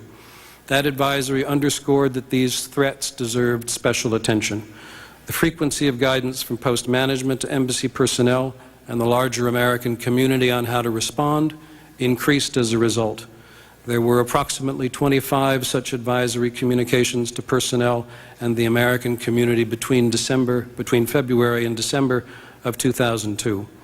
The specificity, tone, and nature of the countermeasures recommended, however, did not change noticeably. We were also troubled that despite the increasing threat, many Washington officials and embassy personnel considered personal security a matter of personal choice. In my view, this reflects an attitude probably more common among civilian than military personnel that we cannot afford. The killing of an American representative overseas is not a personal or a private matter. Personnel selected for assignment overseas, but especially for duty at high and critical threat posts, should be just as accountable for their conduct when it comes to personal security preparedness as they are for other aspects of their professional and personal behavior. Over the years, we have made our facilities harder to attack, so it's not surprising that the vast majority of attacks against U.S. government personnel have occurred outside our protected buildings and facilities. Tragically, when they are outside their hardened offices, which is where most of their most important work is in fact done, they are soft targets. And sadly, there have been several ARBs convened since our work in 2003. By temperament and training, some personnel deal effectively with threatening environments and some do not. Before 1985, existing groups in the foreign affairs community had been unable or unmotivated to make sweeping changes such as those recommended by the Inman Commission. So too, we thought an Inman-like commission could challenge the foreign affairs community to look at recruitment, training and assignments, personal security countermeasures, and the accountability of personnel for the implementation of such measures in new ways to improve the ability of our people to survive in an increasingly hostile overseas environment. Inman helped us harden our facilities. We thought we needed something like the Inman Commission to help us harden our personnel. No combination of security awareness, training, standards, preparedness, or accountability can guarantee the protection of our people and our facilities. Human nature being what it is, security is inconvenient, especially for those unaccustomed to being targets. And there's no doubt that those who attack us will be quick to modify their tactics in response to our countermeasures. My colleagues and I thought, however, that we had identified problems that were widespread and that required a new approach. It may well be that 20 years after the work of Admiral Inman's commission, existing tools like the Overseas Policy Security Board and the Overseas Security Advisory Council can design an effective interagency approach for the protection of those who represent us abroad. I don't know, but there is no doubt in my mind that we need to do better. Thank you, Mr. Chairman. Thank you, Ambassador, and thank you for your good work. Ambassador? Thank you, Mr. Chairman. I'm not sure your mic is on, sir. Thank you, Mr. Chairman. On behalf of the 13,000 members of the American Foreign Service Association, AFSA, I thank you for this opportunity to share our views with the subcommittee on the crucial matter of protecting soft targets overseas. Let me first note that AFSA speaks as the independent voice of the Foreign Service. We do not speak for the State Department or for any foreign affairs agency.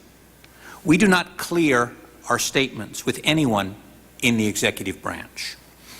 Our first concern is always the safety. I have to ask you, what is that like after so many years of having to clear it? I mean, it's very unusual. It must be. You must go through some kind of mental anxiety of some kind. Well, the habits of a career are difficult to break, sir. Okay.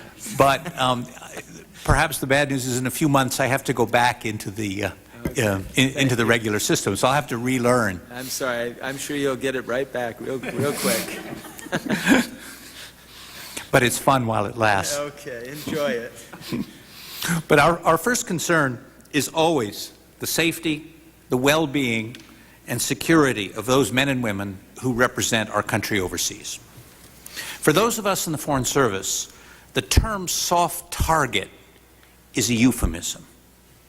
What we are talking about is the murder, kidnapping, and maiming of our colleagues, our spouses, and our children, in school buildings and buses, in homes and cars, in recreation centers and places of worship, in restaurants and shops, as we live our daily lives, with all those activities that we take for granted here in this blessed land. We take these threats seriously, and we take them personally. And so, Mr. Chairman, we very much welcome and appreciate your holding these hearings. 4 days ago, we added 3 names of friends killed in the line of duty to the memorial plaques in the lobby of the State Department. These plaques now contain 218 names. Although I would like to say never again, I'm almost certain that we will be adding more names in the future. AFSA's concerns about embassy security took on new urgency after the 1998 bombings of our embassies in Nairobi and Dar es Salaam. We note the sobering findings of the Accountability Review Board investigating those attacks, that the, quote, emergence of sophisticated and global terrorist networks aimed at U.S. interests abroad have dramatically changed the threat environment, unquote.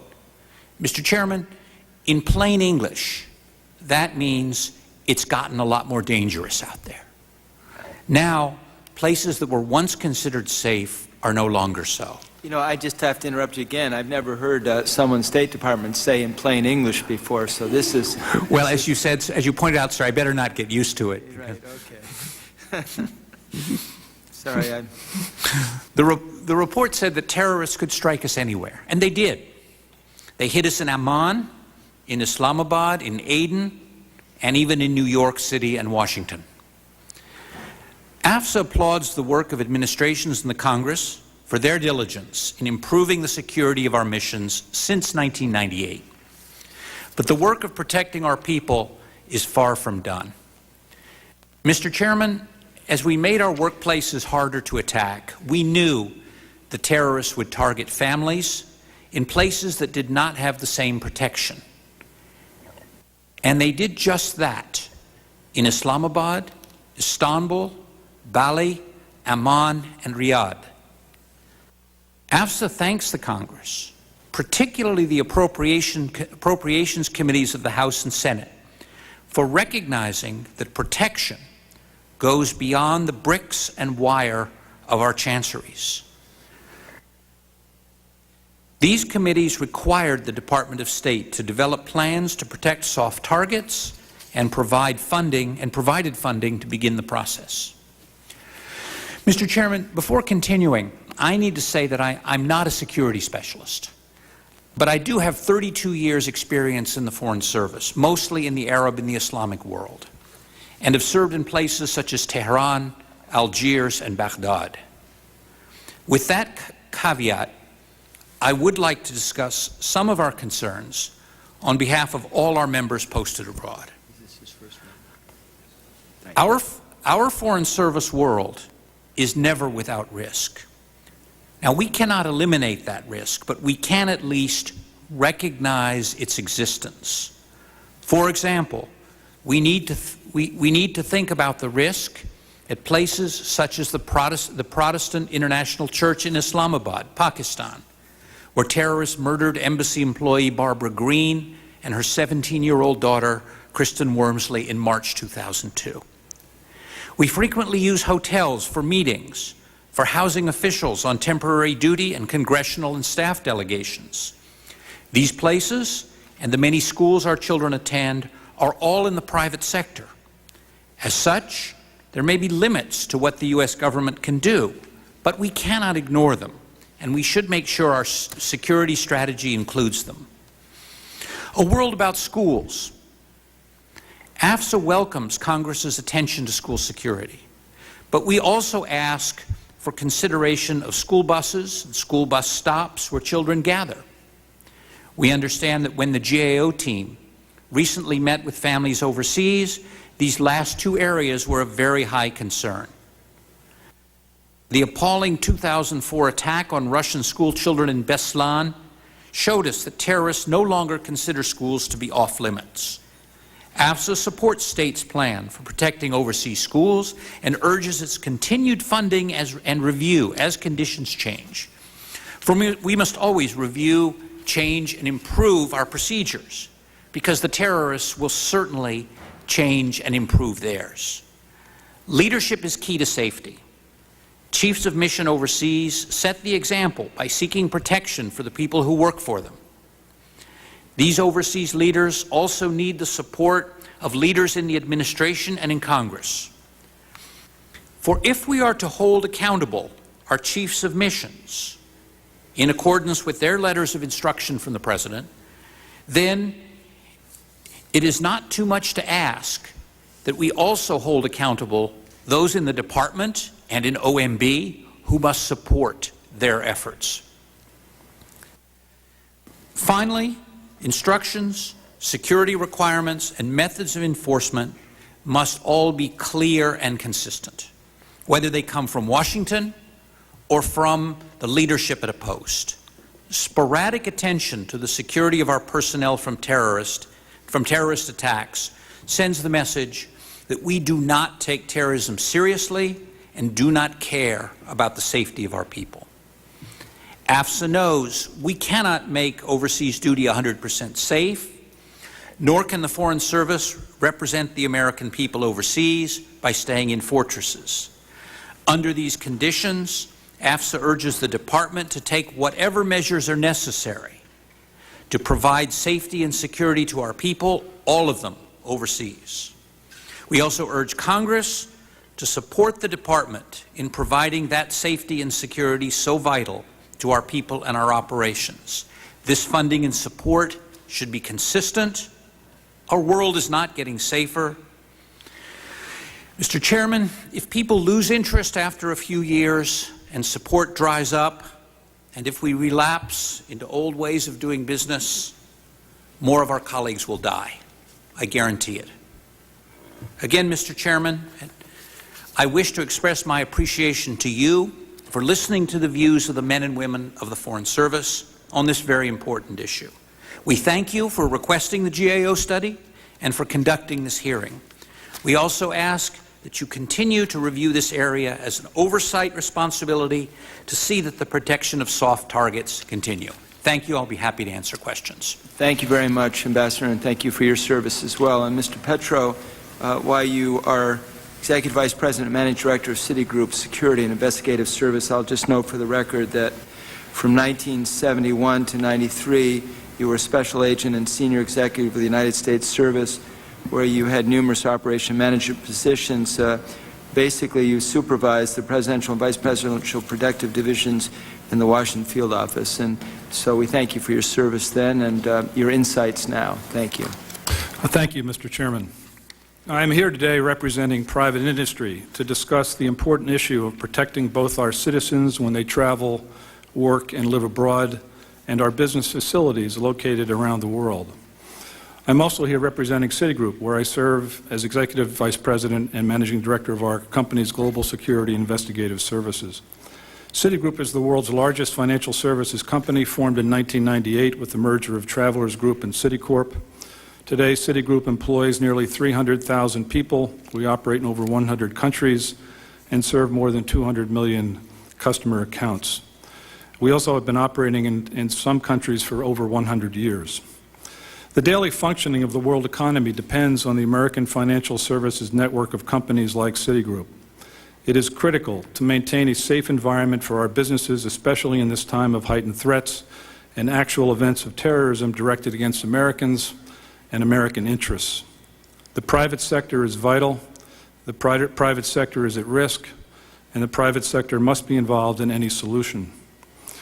American businesses cannot adequately protect themselves against a terrorist attack or effectively anticipate or prepare for new security risks without good intelligence. The ability to protect our companies is seriously hampered by this lack of reliable, timely, and actionable information. The strict definition of what is a soft target can be debated, but American customer-facing businesses are potential targets wherever they are located. Unlike government facilities such as embassies and military bases, a bank branch is either open or it's closed. Customers must have easy access, and there must be identifiable signage. Citigroup businesses operate in nearly 12,000 facilities around the world. To adequately harden these buildings presents serious challenges, and in many instances there are physical, practical, or business limitations. There are some reasonable precautions that the private sector can implement on its own to lower the risk to terrorism. Erecting barriers to prevent vehicle access, removing unnecessary company signage, screening visitors, moving non-customer-facing businesses to low-profile facilities, dispersing key business functions, increasing security guard presence, extending perimeters, and effective training all contribute to providing a safer environment for our people and our businesses. However, there are at least two realities that make it difficult to protect soft targets. First, a sufficiently motivated attacker may eventually outsmart any static defense. This is an operational reality even for a highly defended site. Second, even in today's high-risk environment, sustaining a high level of security indefinitely is just not possible. There is a tendency for anxiety levels to reduce as time passes between attacks. This tendency for complacency affects both the private and the public sectors. Protection against terrorism must be a shared responsibility between American business and the government. We can no longer work in isolation.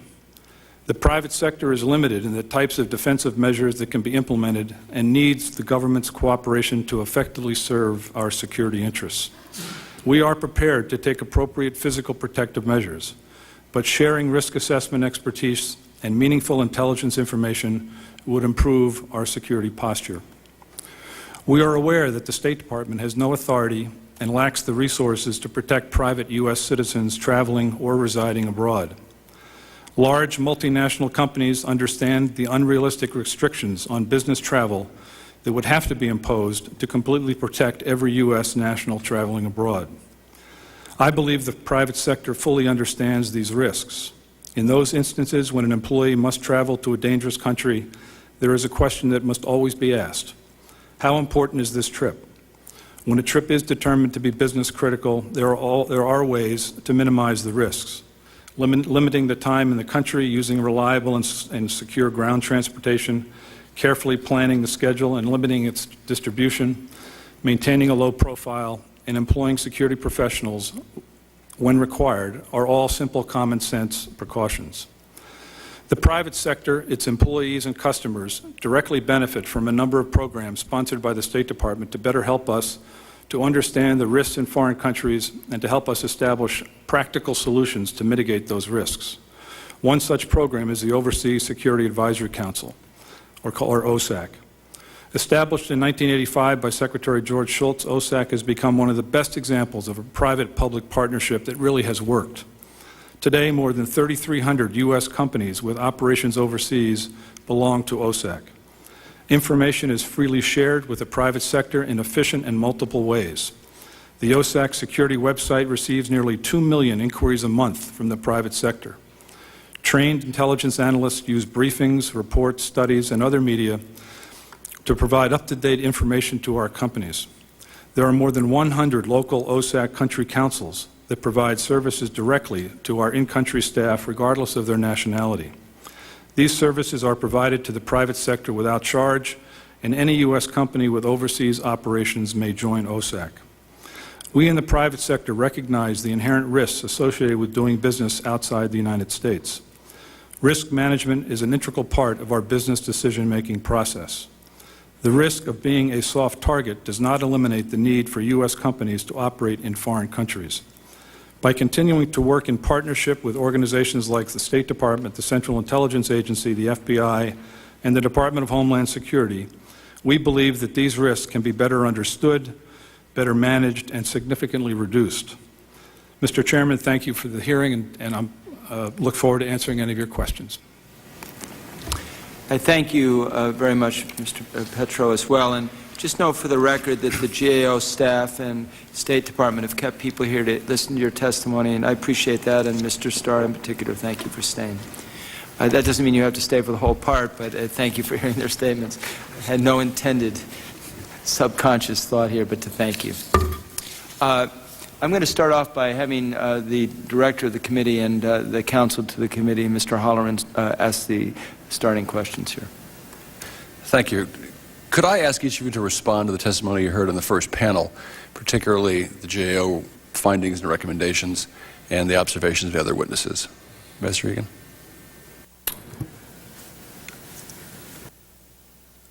From my perspective, the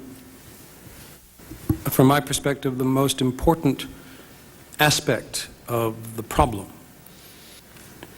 is that it be approached on an interagency basis, on a comprehensive basis, on a mandatory basis, and with strict terms of accountability, both for those in positions of authority and post-management with staffs under their jurisdiction, and also on the part of individual U.S. government employees, regardless of their payroll authority, to the implementation of those countermeasures. I feel quite strongly, and I speak for the members of the interagency members of my Accountability Review Board, it's important, I think, to note that that board, and it's typical of the way these boards are constituted, included only 2 Foreign Service officers, one of whom was the Executive Secretary, a specific individual nominated by the DCI, and other staff with military and law enforcement and USAID backgrounds. So these boards are not State Department boards. As a result, the recommendations from those boards, and I think the first recommendation of our report in March of 2002 is typical of that, tend to take a rather Catholic, interagency, comprehensive view of such things.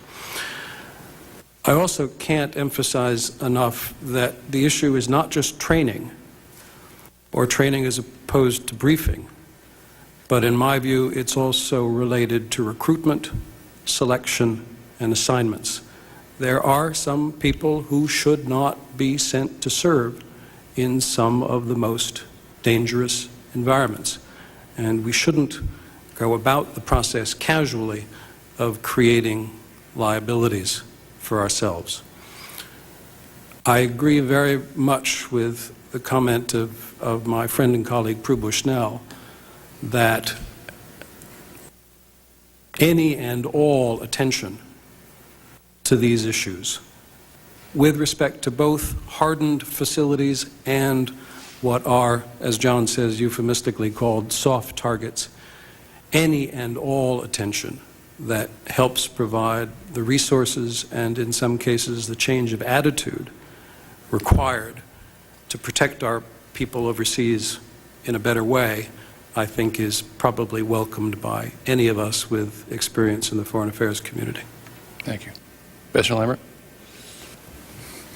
Thank you.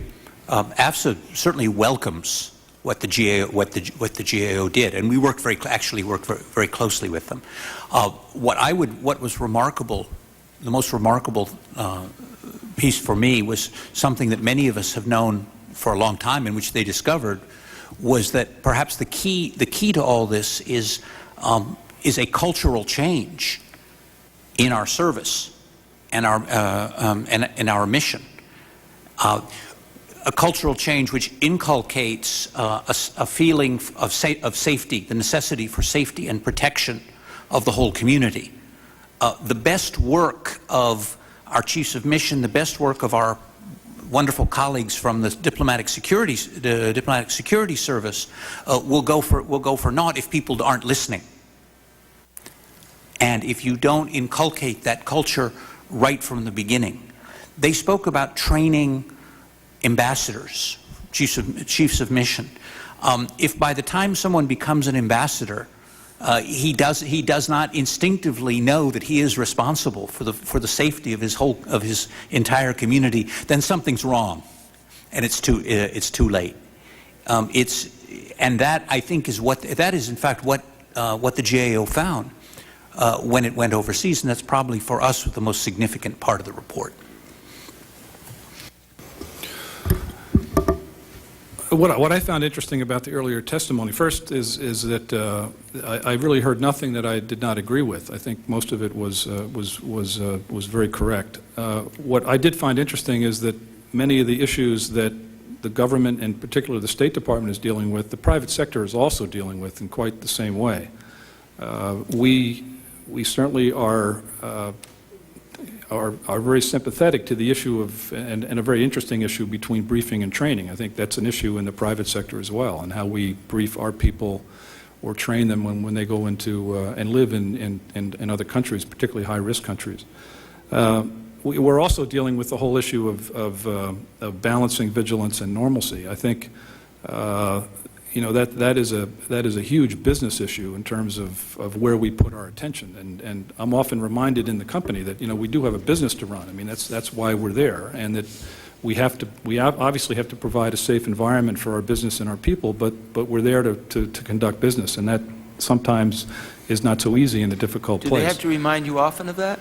No, not often, but once in a while. There's this bias in the private sector that people who worked in the public sector don't understand that, and we do.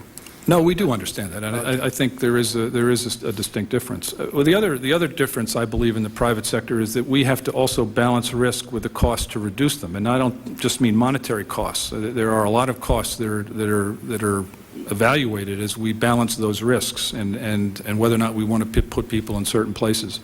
And that's the human cost and reputational cost and all the various costs that may be associated with a particular decision. So, risk assessment and making decisions on where the private sector wants to operate overseas has become a very complex issue. Thank you. Let me start the other direction, because you mentioned the tension between vigilance and normalcy, and I don't want to get too semantic about it, but I mean, can't vigilance be normalcy? I mean, given the threats we face, the question is then, in the cycle we face between crisis, response, recommendations, and forget it, what you call the tendency to complacency, how do you break that cycle and kind of raise the normalcy bar and put some vigilance in there? Well, I think it's been broken. I think normalcy today is not what normalcy was 3 years ago or 5 years ago. I think normalcy in the private sector is now a much higher vigilance in terms of protecting our facilities and our employees. I mean, that's changed at least for our lifetimes. The issue of being vigilant. Any company that was in New York City and on 9/11 is certainly well aware of how important it is to be vigilant, and not just in terms of business continuity and being able to reconstruct a business, but in protecting our employees and having policies and procedures that create an environment where our employees feel safe, feel comfortable, and aren't afraid to come to work. Ambassador, how do you kind of level out the cycle here between crisis response and kind of trying to forget it's all out there? It's an excellent question. It's an excellent question because when it translates into drying up of resources and attention and support, then in my view, we're inviting another catastrophe. In other words, we react, we put in some more money, we build some more facilities, we put in technology, and a few years later, we forget it because maybe there hasn't been an incident for a couple of years. We forget about it, and then we get hit with something even bigger and worse. I remember I worked in counterterrorism a few years ago, before 9/11, in the interval between 98 and 9/11, and we also talked about draining the swamp in Afghanistan. Well, to be very frank, we didn't know how big that swamp was, and to paraphrase in Jaws, we needed a bigger boat to get that swamp drained. So yes, it's a consistency of funding. In other words, 1 year efforts, 2 year efforts, and not just funding but support. I would also talk about these things are not easy.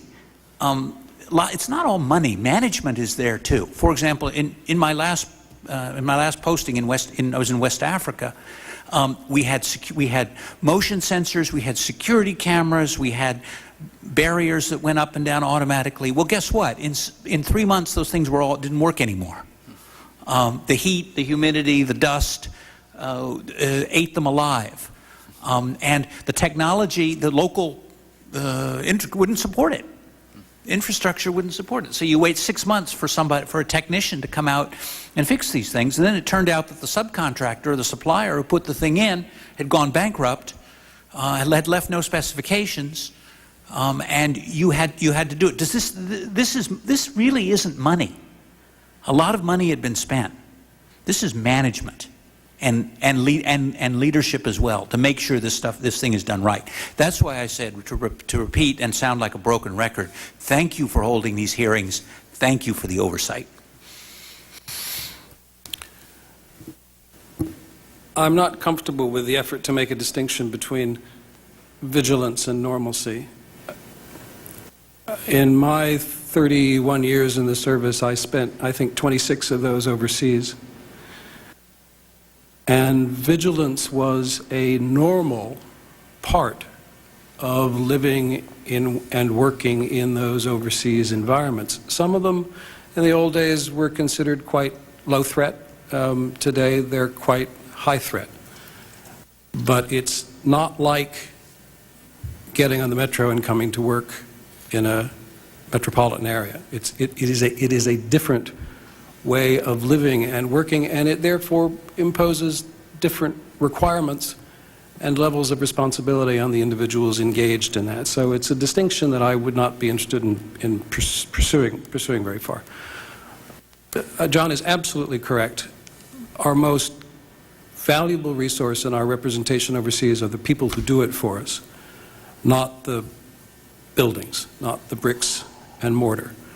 And I think one of the most difficult challenges is how you manage those official communities overseas in such a way that you can maintain that vigilance at a constantly effective level, in such a way that people are still capable of doing the jobs they've been sent there to do. And if they're not capable of achieving that equilibrium in their own person, then I think you have to ask whether they should be there or not. And certainly, the threats are, in the aggregate, much greater today than they were 10 or 15 years ago. And yet the size of our overseas non-military presence is much greater today than it was 10 or 15 years ago. Thank you. Finally, let me pursue the area of risk communication. We had some discussions back and forth with the State Department about elements of the GAO report and what would be in this hearing in terms of communicating risks and information that might not be classified, but it was considered sensitive enough that it probably shouldn't be discussed in a forum like this. But in the environment in which we live, what would you see as the essential elements of risk communication? What do people need to know about the risks, despite the fact that we might be telling those who might want to exploit those risks something as well? I mean, we know where schools are. Terrorists, bad people, criminals know school bus routes, which don't vary that often. And how do you make that balance?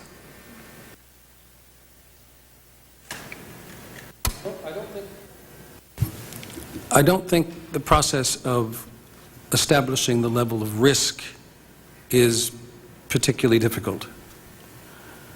And I don't think the process of establishing standards to meet that risk is necessarily that complicated either. We have done it to a very large extent in many of our buildings, either in terms of new construction standards or in terms of buildings that we went back and rebuilt.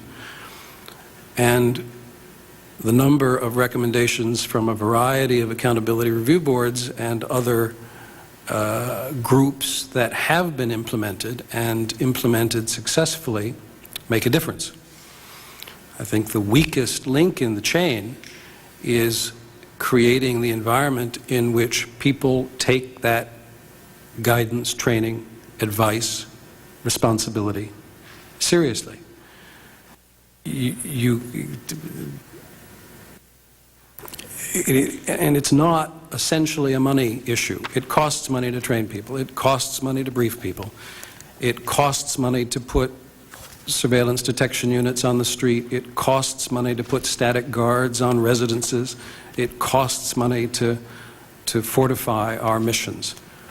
But you don't want those diplomatic facilities to be fortresses from which our representatives never emerge. And you also want people to know that if they don't, to put it starkly, follow the rules with respect to what the community thinks the way they should act in such an environment, that there will be a price to pay for not following those rules, and it shouldn't be allowed to go to the lengths where that price is a human life. It is very much a personnel management, accountability, responsibility issue, I think, at this stage of the game.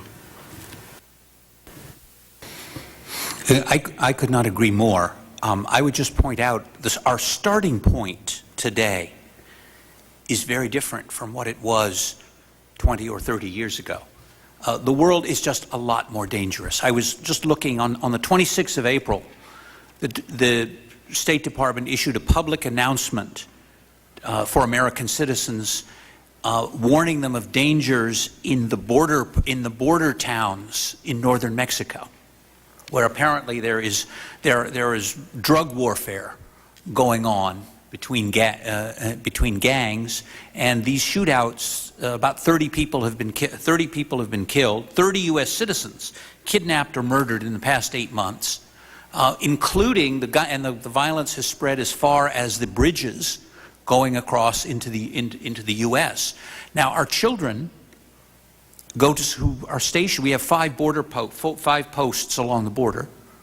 The children of the families stationed there go to school in the United States. They cross those bridges every day. That's the kind of world that we're in. This is not terror, and this is not even terrorism. We haven't even gotten into areas other than terrorism, but crime is out there, civil instability is out there, and all of these things affect our people. And this is what we're looking at. This is why I go back to say we welcome the attention of the GAO and the committee to all of these issues, which will protect our people overseas.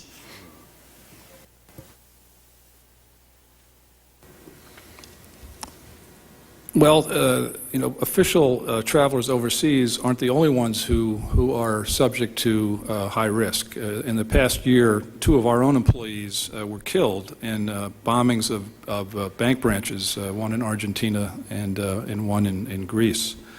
So the private sector is not immune to this either, and we agonize over a lot of the same decisions that the State Department does.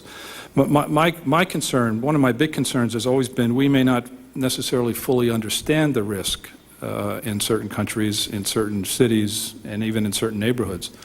That some of these risks are obvious, but some of them are not so obvious.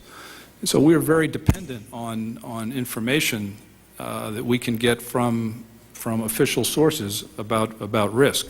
Because we are obviously dealing with issues like employee anxiety, the ability of our employees to feel comfortable when they come to work, whether that's in New York City or whether that's in Amman, Jordan. There are issues in both those kinds of places. So we're dealing with that all over the world, and many of our own business decisions have to be based on those kinds of risk assessments. But without good, solid information, those risk assessments may not be correct. Thanks, gentlemen.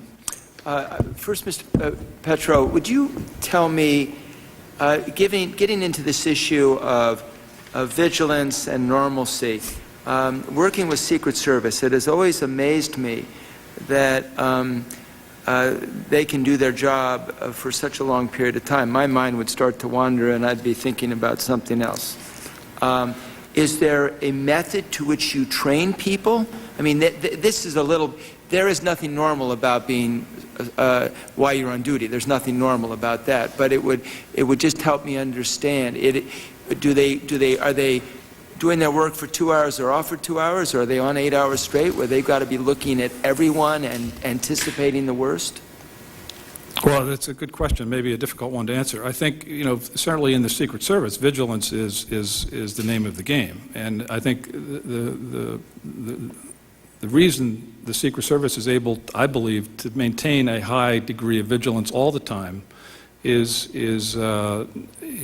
really training. The Secret Service puts a tremendous amount of effort and resources into training so that responses become instinctive. People don't have to think about what they're doing, and they do it sort of automatically. It's sort of what the ambassador said earlier about looking right and left at a street. I mean, if you train people well enough and they do things instinctively, under stress, people will react instinctively, and that instinct could be good or that instinct could be bad. If you're properly trained, hopefully that instinct will be good. When the person is not on duty, do they still instinctively think that way? Or are they able to just kind of... When I was off duty, I was always looking around, yes. Always. No, it's a very difficult thing to compartmentalize. I think when I was in the Secret Service, you worried about your responsibility all the time, whether you were there or not there. I feel the same way working in the private sector as well. I think we have to worry about the things that keep not just the company safe, but every one of the employees safe. And it's a huge responsibility for a big company like Citigroup. When there was the war in the Gulf in '91, we were instructed to do things like, we congressmen and women, instructed not to park, stop at a red light and get right behind the next car in case people got out so that we could have some possibility of getting around the car or something. And there were other things we were told, and then you find yourself just doing that instinctively when you're just almost as a habit. So is some of this just almost a habit after a while?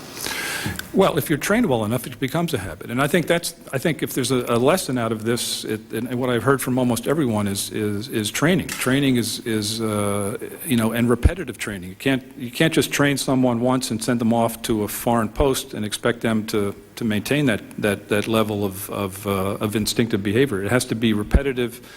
I don't want to dwell on this, but I just want to, so for instance, knowing not to be right close to a car, other things that I'm not aware of that you would tell someone, they would just do it and it would become normal. It wouldn't even be like they're thinking, oh, I'm going to be attacked. They just do things that tend to be helpful if they were attacked. It's things like that. It's things like being attentive. You don't have to be constantly vigilant, but you should be attentive and notice things. As someone mentioned earlier, counter-surveillance. I mean, you ought to be aware of your surroundings all the time, and that's something that can be, you can train someone to do that, and it becomes an instinctive. You just automatically do that when you step out of a building. You just pay attention to what's around you.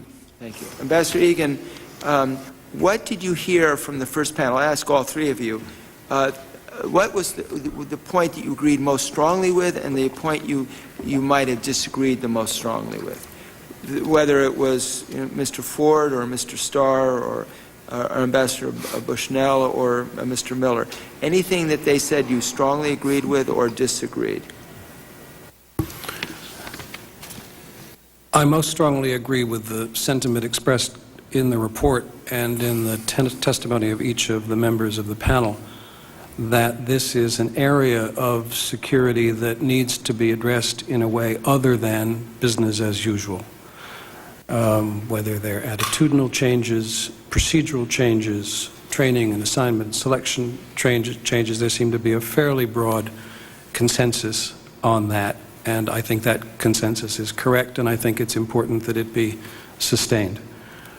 What I felt was addressed less effectively in the report, and in part by the other witnesses, but that's also because they were representing particular capacities, is the broadness of the issue and the extent to which every American employee that represents this country overseas is vulnerable to the same risk. The terrorist doesn't care what your payroll authority is. Yeah. And Larry Foley was not selected, was not targeted because he was the executive officer of USAID. He was targeted because he passed across their screen. He was put under surveillance for no more than 2 or 3 days. His personal security habits were found to be weak, and he was easily killed. And by that, by week, in other words, doing the same thing each day, getting into a He was very routine. predictable. Very predictable. His habits were predictable. The timing and his route to work were predictable. He was a very effective USAID agency security officer. He worked closely with the RSO. He worked closely with the aid director. He reminded USAID staff of effective countermeasures, but he felt that he'd reached a stage in his life in which he didn't want to have to live that way anymore. And he paid an extremely high price for it. Accountability works both ways. You can talk till you're blue in the face about getting people, for example, to vary their times and routes to work. But if the embassy staff meeting is every morning at 8:15, it's not going to have much of an effect. So I thought not the weakness, but the area that was not of sufficient focus, at least in my view, is that we're not just talking about State Department professionals. We're talking about every civilian and military representative under the authority of the Chief of Mission who represents this country overseas, and that's where I think we are probably weakest. Thank you. Just 1 second here. Were you surprised that Mr. Foley was killed? Not that. Were you surprised there was a killing in Jordan, or when you heard this, did you say, "My God, not a surprise"? Well, I was I'm not talking about whether it was successful, just even the attempt. I was surprised, I think, because I didn't realize the extent to which the environment in Jordan had changed. The environment in Jordan and in the region with respect to Americans had changed since I left Amman in July of 1998. My feeling about that environment was the feeling that, unfortunately, was still reflected in a lot of the language in the consular information sheet, the post report, etc., that gave people the impression that, certainly by the standards of the Middle East, certainly by the standards of Beirut or Damascus, Amman is pretty safe duty, and it's a great post for families. Yeah. The other side of that coin is that beginning in December of 1999, the intel reporting on American-specific threats, and especially threats to American targets outside of that embassy, was like a drum roll. Now, it's easy to say that when you look back over 3 years of intel in retrospect, but it was sufficiently alarming that the community in Washington gathered and put out a special intelligence community advisory documenting the nature and credibility of these threats and waving a flag that people needed to pay attention. During that same period, 2 Israeli diplomats were wounded in an assassination attack. The deputy director of the Jordanian intelligence service escaped an assassination attempt by a bomb in his car. An American embassy employee was roughed up in a street demonstration. The signals were pretty clear. If I'd been following that intelligence for 3 years, I probably wouldn't have been surprised. Gotcha. Thank you very much. Mr. Limpert, Ambassador. The question is what you might have agreed most strongly with and what you might have disagreed the most with. Well, I think there was not much that we really disagreed with in the report or in the statements. The only thing which struck me as a little odd was the report referred to the need to train chiefs of mission to be more aware of protection. I don't think that's the key. As I mentioned earlier, by the time someone becomes a chief of mission in our service, I'm sure that he or she are already very well aware of those responsibilities. But sometimes the chief of missions may be a political appointee. That's true, but it's hard to speak to them. It's in this setting. We would like it to be totally out of order, Congressman. We would very much wish it otherwise. Put it there. I can't wait till you get back in the State Department and you watch what you're saying here. Exactly. No, I'm being a little facetious. No. It's important that you elaborate because let me just say this to you. What I'm hearing you say is if you've been around a few times through the State Department and you are now chief of mission, there's no excuse. Not that should ever be excuse, but in other words, it's been embedded in them by all their experiences. So now let me speak to, is there a weak link here when it comes to the potential of political appointees? Not that we shouldn't make political appointees, but does that speak to the fact that maybe they do in fact need to have a different kind of training? Yes, yes, sir. Of course, the best chief of mission I ever worked for was a political appointee. That's important to put on the record. But what made his strength was knowing the strength of his staff, and the strength of his deputy, the strength of his security officer, the strength of the people who worked for him, and he knew instinctively this is what he had to do. This is what he had to do. But the issue, I mean, these things about safety and security, they appear so simple. Vary your times, vary your routes.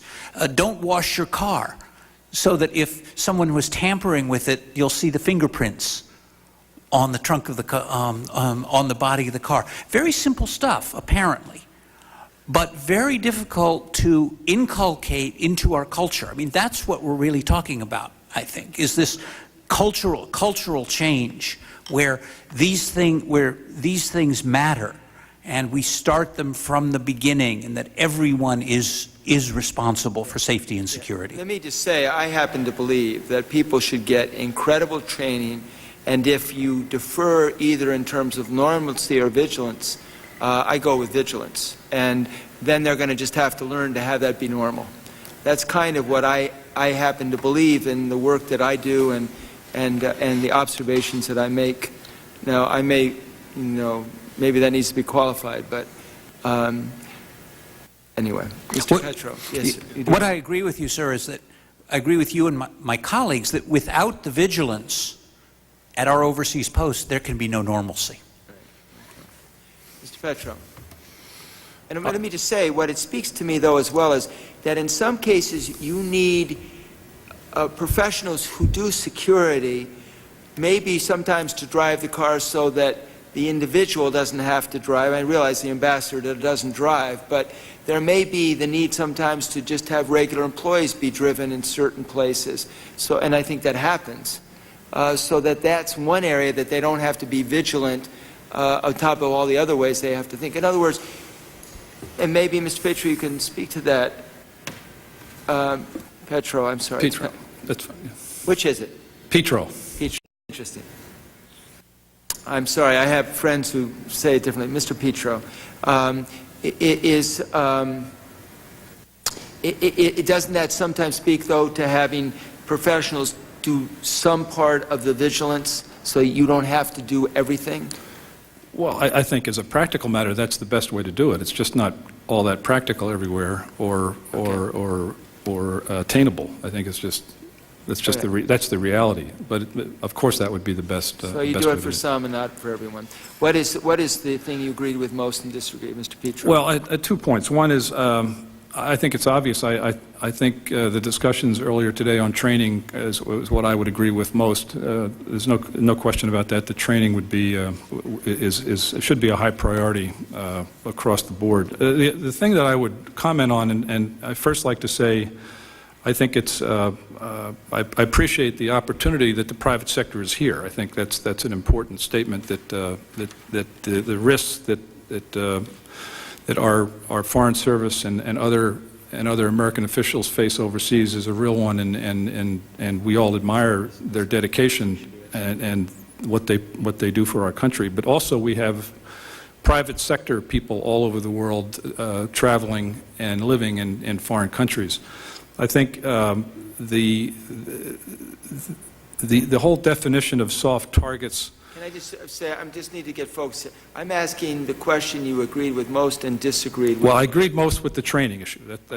I'm now in sort of what I not necessarily disagree with, but I'd like to amplify on some of the things that were discussed earlier and perhaps not discussed specifically, and that is the whole issue of the role of the private sector in this issue of protecting U.S. citizens abroad. I mean, I think it's an issue that, and as I say, I think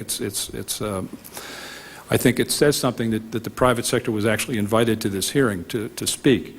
Al-Qaeda has really, from what I've read, has two stated objectives. One is to destroy the U.S. economy, and the other is to kill Americans. And I think Mr. Foley, one of the reasons probably one of the reasons that he was killed was because he was an American. And we have a lot of Americans that are all over the world. The other issue is the threat to Americans isn't really just overseas. The threat really today has no borders. And Americans are at risk not just overseas but also here. And so I think if as this process develops in terms of developing procedures and training for our Foreign Service representatives, I'd like to see the private sector also involved in this, so that the benefit of that progress can also be given to the private sector. It triggers a question. Is there anything, having come from the public sector to the private sector, and your interface with private folks, that you learned that that you think was very helpful to you in the work that you do now? I'm not sure I understand what I learned from the private sector. Yes, having now been in the private sector, is there any different perspective that's would have even been helpful for you when you had been in the public sector? There may not be. I'm just interested to know if there was. I'd like to make it part of the record. That's a good question. I think the priorities in the private sector are different than they are in the government. And the private sector is there to serve the shareholders. They're there to make money. I mean, that's the stated objective, and that's their priority in terms of providing good shareholder value and return on investment.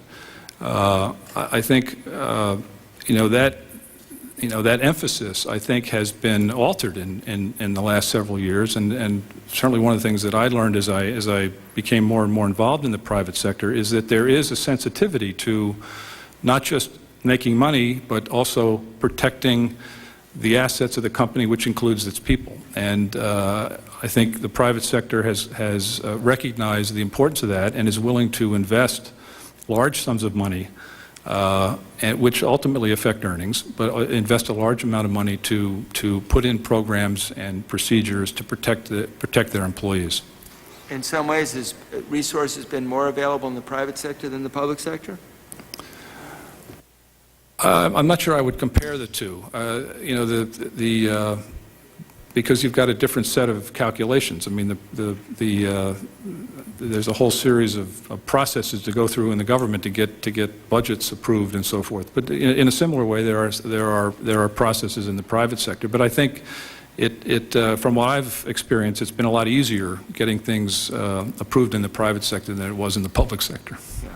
Well, the general concept is 3 pass on a decision on the private side and 11 on the public side, and it makes for a lack of accountability or even a sense that you had a play in the decision. I'm prepared to just ask to have the council ask a question, and I would want to ask you: is there any question you want to put on the record before we adjourn? Yeah. Thank you. Finally, I just wanted to ask if any of you had a comment about Mr. Starr's rather diplomatic response when he was asked about host nation support, and that his educated guess was that some 30% were, I think he put it, unprofessional or not up to professional standard in terms of the support they might be able to provide external to the embassy in terms of their law enforcement cooperation and support. And in some travels the subcommittee has done, we've seen that as well. Some nations otherwise sophisticated or Western just don't think there's war on terrorism, don't see the need to provide the kind of external sensitivity that our embassy might require. So what is your experience in terms of the variance, the variability of host nation support and the importance that has on soft target protections? I was ambassador the first time in a small country called Guinea-Bissau. It's old Portuguese West Africa, in the early 80s, 1983. 95% of my American staff were non-State Department. There was no local intelligence, law enforcement, or security capability on the part of the host government. This was 22 years ago. It was a very safe working environment. Jordan has one of the most sophisticated intelligence services I have ever worked with. They're very, very good, and we use them a lot. The relationship is an intimate one, as is the relationship with the local security and law enforcement officials, the equivalent of the FBI. They were flabbergasted at Larry Foley's death. The two guys who did it, one Libyan, one Jordanian, supplied and instructed by Abu Musab al-Zarqawi, were not even on their screen, and it took them 2 weeks to find them. Cairo, which when I served there as the Deputy Chief of Mission during the Gulf War, was our largest embassy in the world with 2,500 staff. Ooh. Again, an intimate relationship with Egyptian intelligence, law enforcement, and security personnel. And even during the first Gulf War, a reasonably comfortable environment in which Americans could serve, despite the fact that one American was wounded in an attack on an embassy van driven by an embassy driver with an embassy security officer in the front seat, bringing a group of employees in from a consolidated housing complex. But those were different times. The security environment in that part of the world is different now. The risks are greater, and our exposure is greater. I can't comment on Mr. Starr's 30% sort of figure. Suffice it to say that in the case of Jordan, the competence of the services was superb, and they were surprised at Larry's killing. And in the case of Guinea-Bissau, there were no services, and we didn't have a problem.